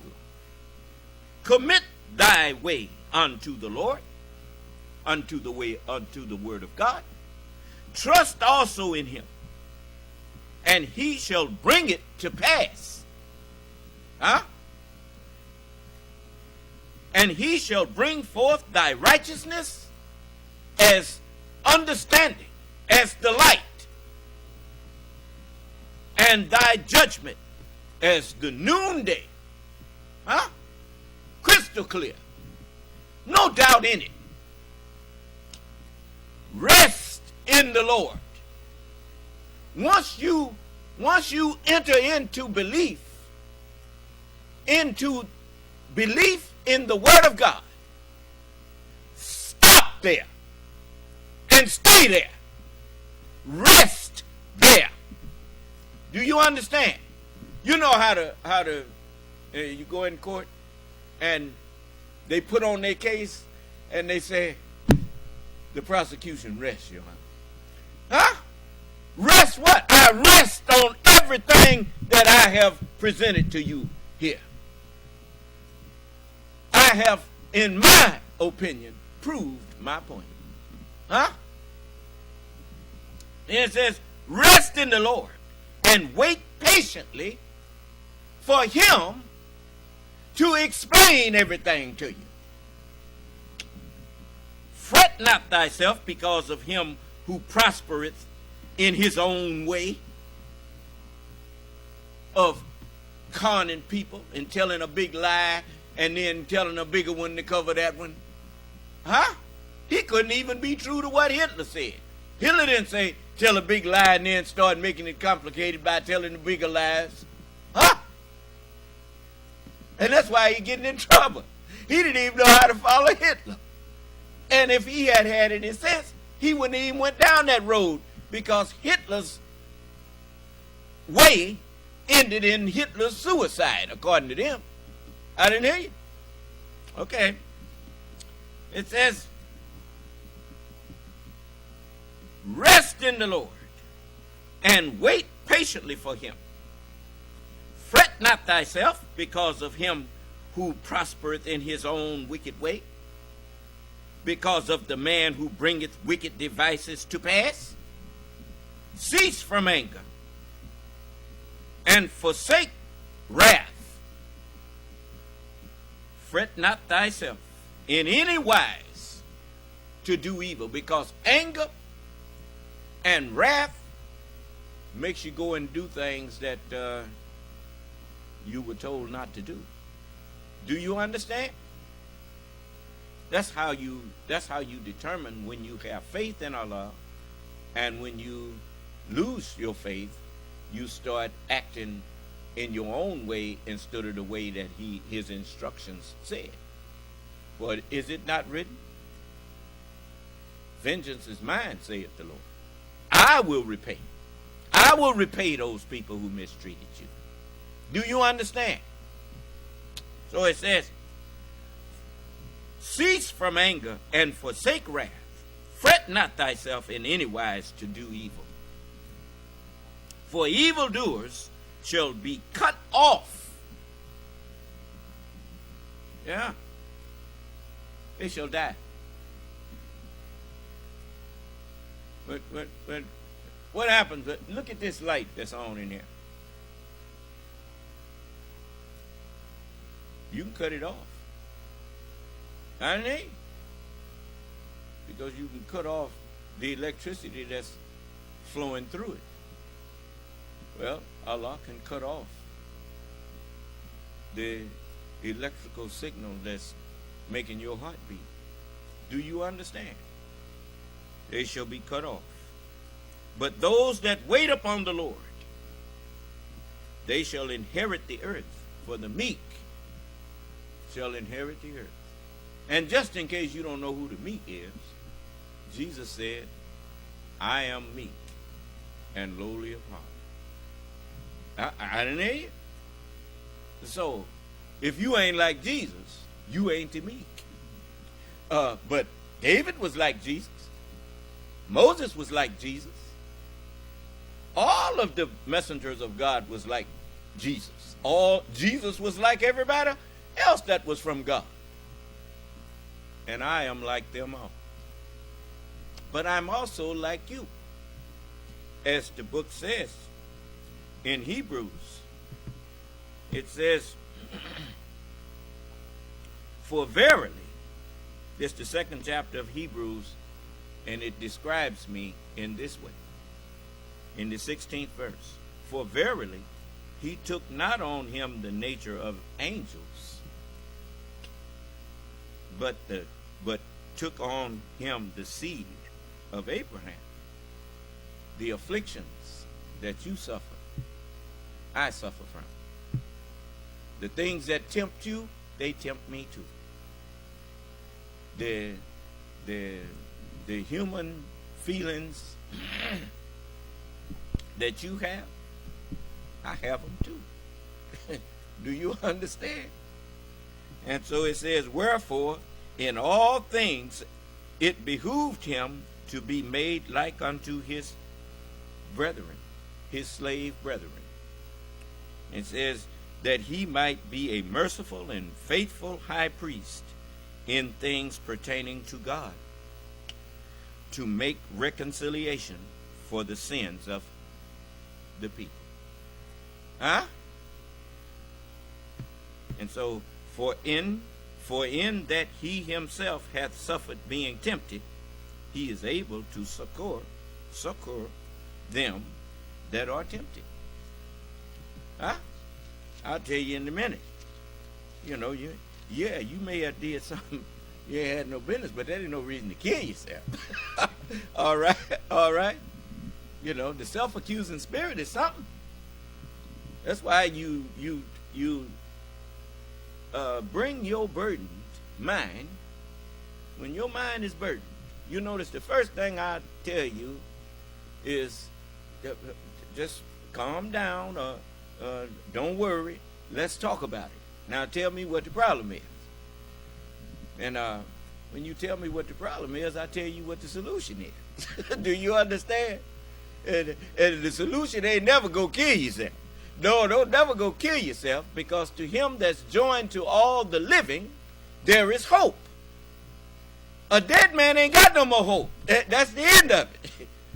For a living dog is better than a dead lion. Huh? A lion is a more powerful creature than a dog. But if the lion is dead and the dog is alive, the dog is a much better creature than that dead lion. Is that right? Okay, so don't ever try to be your own judge. They got a saying in this world: the lawyer who represents himself has a fool for a client.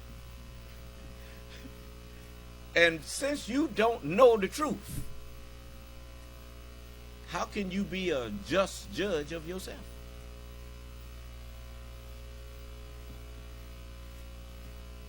So the person who judges themselves has a fool for a judge.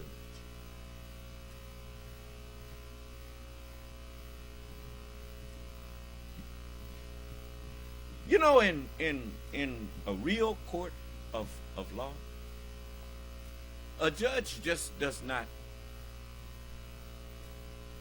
pass sentence. Judges are given some leeway sometimes.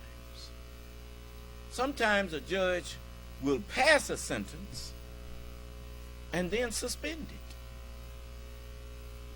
because he sees something in that person that has been found guilty that may tell him that I don't need to send this person to jail right now. I think that this would be an admonishment to them. And the judge will say, I'm giving you 5 years and I'm going to suspend it. Now don't let me see you back in here.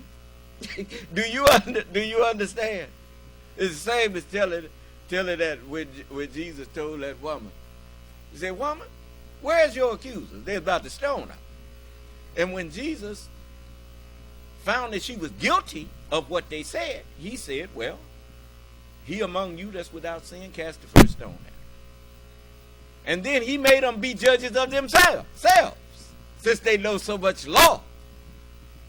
All sin is worthy of death. That's what the book said.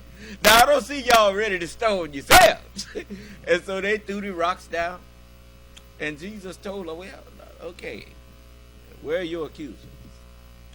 And she said, none, Lord, they left. He said, well, neither do I accuse you. Now, you go on and don't do that no more. Do you understand? So, if the law does not help man be better, then that law is unnecessary. Do you understand? You know, we don't become servants of the law. We become servants of God. And the only way you become a servant of God is that God has to first enter into you. God is the truth. And so, in order for the truth to enter in, after you've been in a world of liars and falsehood. When truth comes, grace must come with it. Because you need time to hear it, understand it, and weigh it against what you have been believing in. And then make an informed decision about whether this truth that you are hearing will make you a better person and bring you into a better state of existence. And that takes time for you to learn. That's why the messenger said that some of the devils will stick around for another 1,000 years. They won't go beyond that, but 1,000 years. Took 6,000 to get like this. Take 1,000 to get you straight. Okay? So this is it says, for evildoers shall be cut off, but those that wait upon the Lord. Why? Because when the Lord gets here, he will put the mind in you that will change your whole state of being. The state of any human being is determined by the state of their mind. And so, let this mind be in you that was also in Christ, in all of the prophets. For you notice, in order for the mind of engineering to get in you, it didn't just get in you from one professor. It got in you from a school of engineering professors. And each one of them gave you a little bit of that course. You notice, when you eating, they call it courses. You get a course of, you say, I want to start with my salad. That's the first course. And then they say, the waiter may come back and say, are you ready for your main course now? And then when you're ready for it, then you get the plate with everything on there that you wanted to eat. Is that right? Well, when you go to school, they give you courses to eat mentally. Do you understand? And by the time you finish, you're supposed to be full of all of the courses. And then they give you your degree or your diploma. Huh? All right. So, the messengers of God brought parts. Courses are parts. And now we prophesy in part. Ain't that what Paul said? Okay, so each one of them brought a course. And Paul even said, I have finished the course. Huh? All right. With all of his letters to the Corinthians and the Thessalonica, and all of these, his letters to the different peoples that he went to. You got those letters now. Huh? You got the Gospels of Jesus.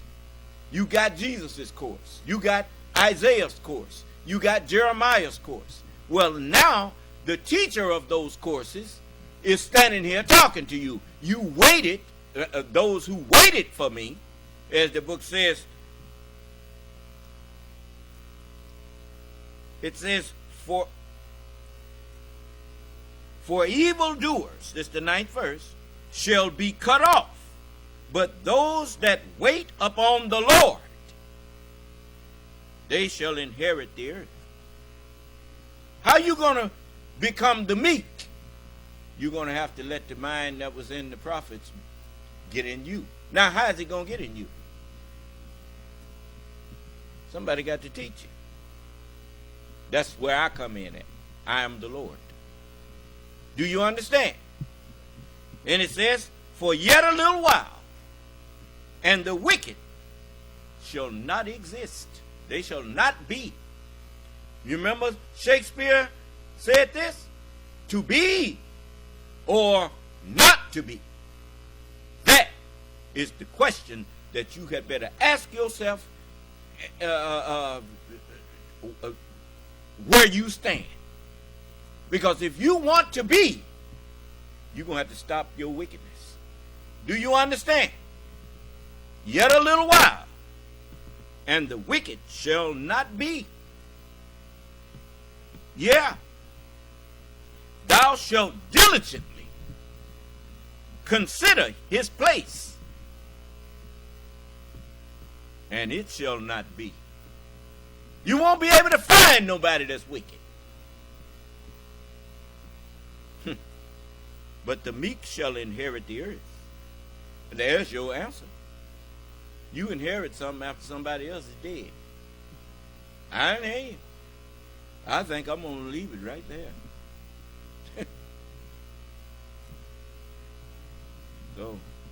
So everybody who decided after hearing me that they didn't want what I was offering, you on the list. He that believeth not on the Son is condemned already, because he have not believed in the word of God. Do you understand? I brought you the word of God. I offered you $50,000 if you could prove, and my life. I offered you $50,000 and my life if you could prove that I'm not teaching the truth. People on the thing, the platform called Truth Social, they couldn't stand to hear the President of the United States deliver the State of the Union because they couldn't call him a liar. Everything he was saying, they cut it off in the middle of it. Huh? Yeah. And if you ask them, why'd you cut it off? They can't say because he was lying. They wasn't saying nothing. They just cut it off. Was they saying anything? No, sir. They just blocked it. Yes, sir. Yeah. I knew they was going to block it. But I got it started on that. And that's what I wanted to do. And it served the purpose to show you what kind of heart and mind was in them. When you turn your back on someone who is speaking the truth, it is clear, it becomes clear that it is not truth that you are seeking. You are manifesting that you are the enemy of the truth. Do you understand? There you go. So, it's just like me. I can't sit up and listen to Donald Trump in a bully pulpit where you can't talk back to him because he's a liar. And I just can't sit and listen to somebody tell one lie after another, after another, after another. I can't sit there and sit through that because I am a seeker of truth. If you get my attention, you are holding my attention, and I'm giving you my attention because I'm listening for truth. If what you're saying is not truth, I will soon leave if I cannot talk back and forth with you. Do you understand? So, it's just like you who come in here with me. I give you the chance to talk back and forth with me. That's because I know I'm speaking the truth. I don't fear who's going to come in here and challenge something that I said. I wouldn't have said it if I couldn't prove it. I told you. I'm not you. You say things that you can't prove.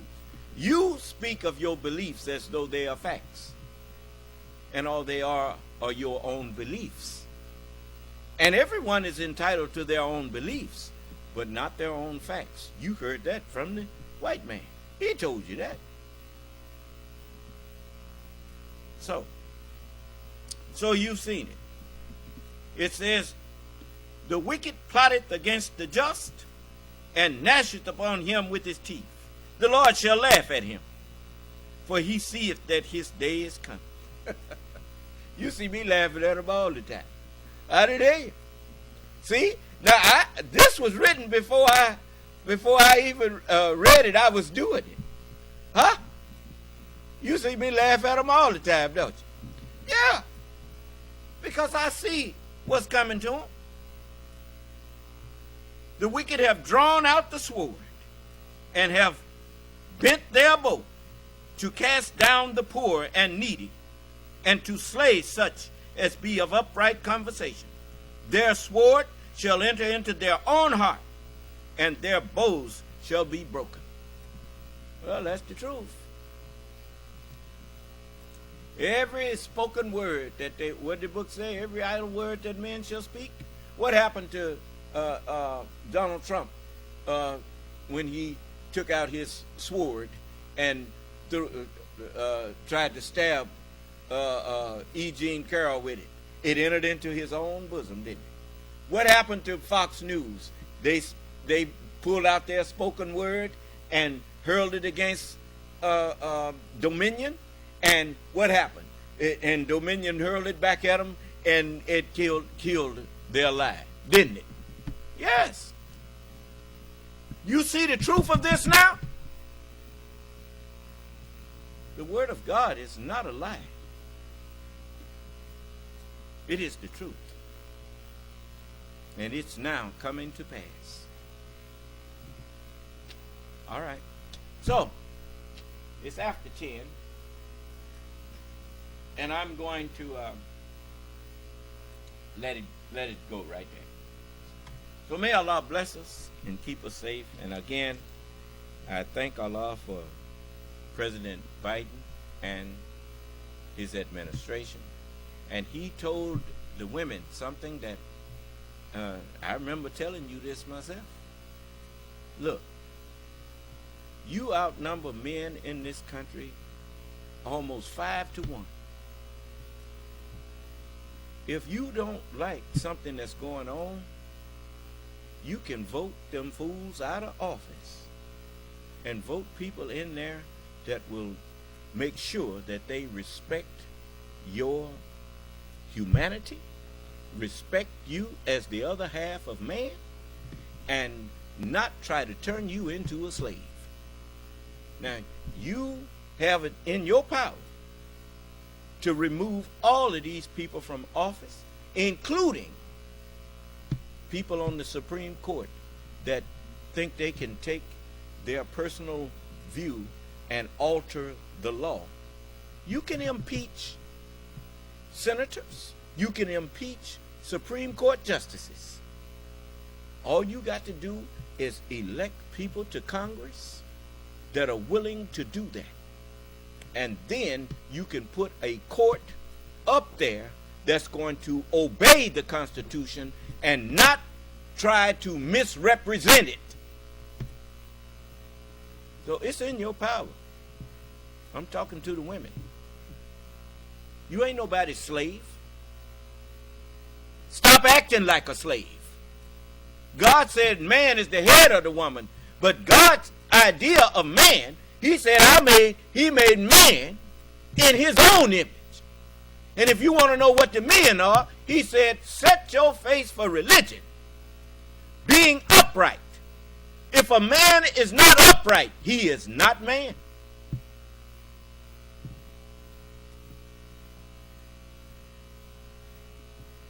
The nature made by Allah, in which he created men.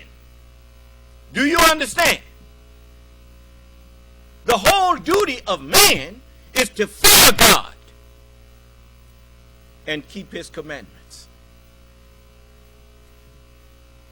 Where did God command the woman to be your slave?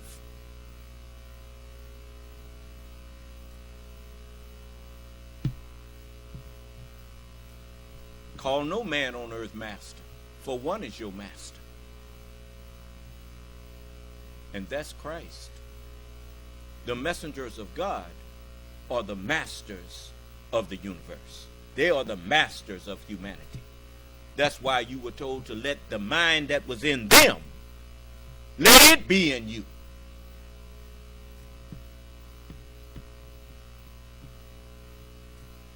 Jesus showed you that the woman ain't your slave. When they tried to murder the woman, Jesus said, well, woman, I don't accuse you either. Go, just don't do that no more. Huh?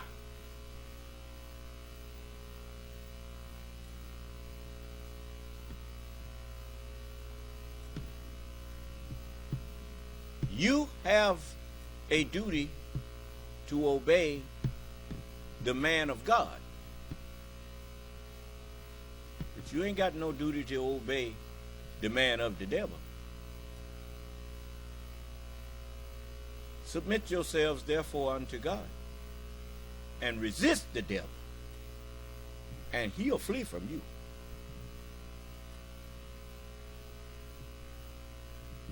So any man that's worth his salt wouldn't even want a woman to have a baby for him that don't want to have that baby.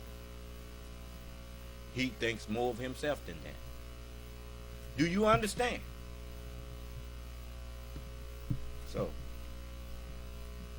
you dealing with beasts here.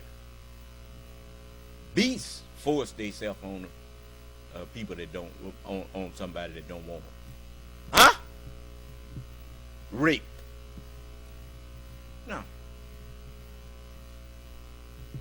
A man don't even want you to bring him a drink of water if you don't want to give it to him. Because man is made in the image of God. When Cain acted like he didn't want to give the sacrifice to God, God didn't accept it. Keep it. No. What I give you, I give it because I want to and because I love you. If you don't love me back, well then keep what you got. I'll get along without it. It's just not the gift. Everything belongs to me already. Except your free will. And if you ain't freely of your own free will giving me what you give me, keep it.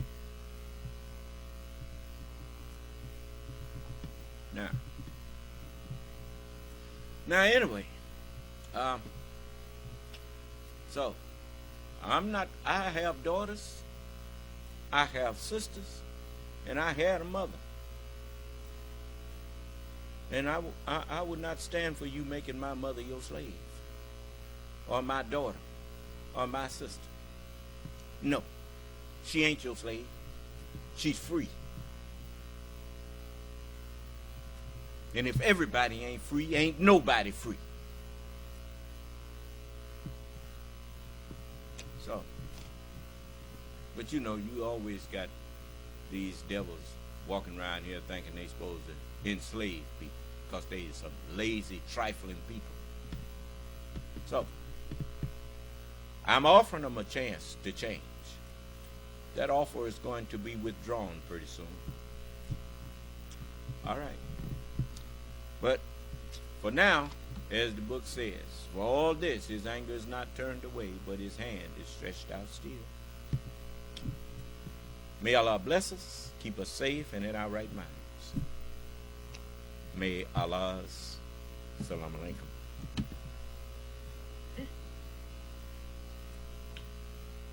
Yeah.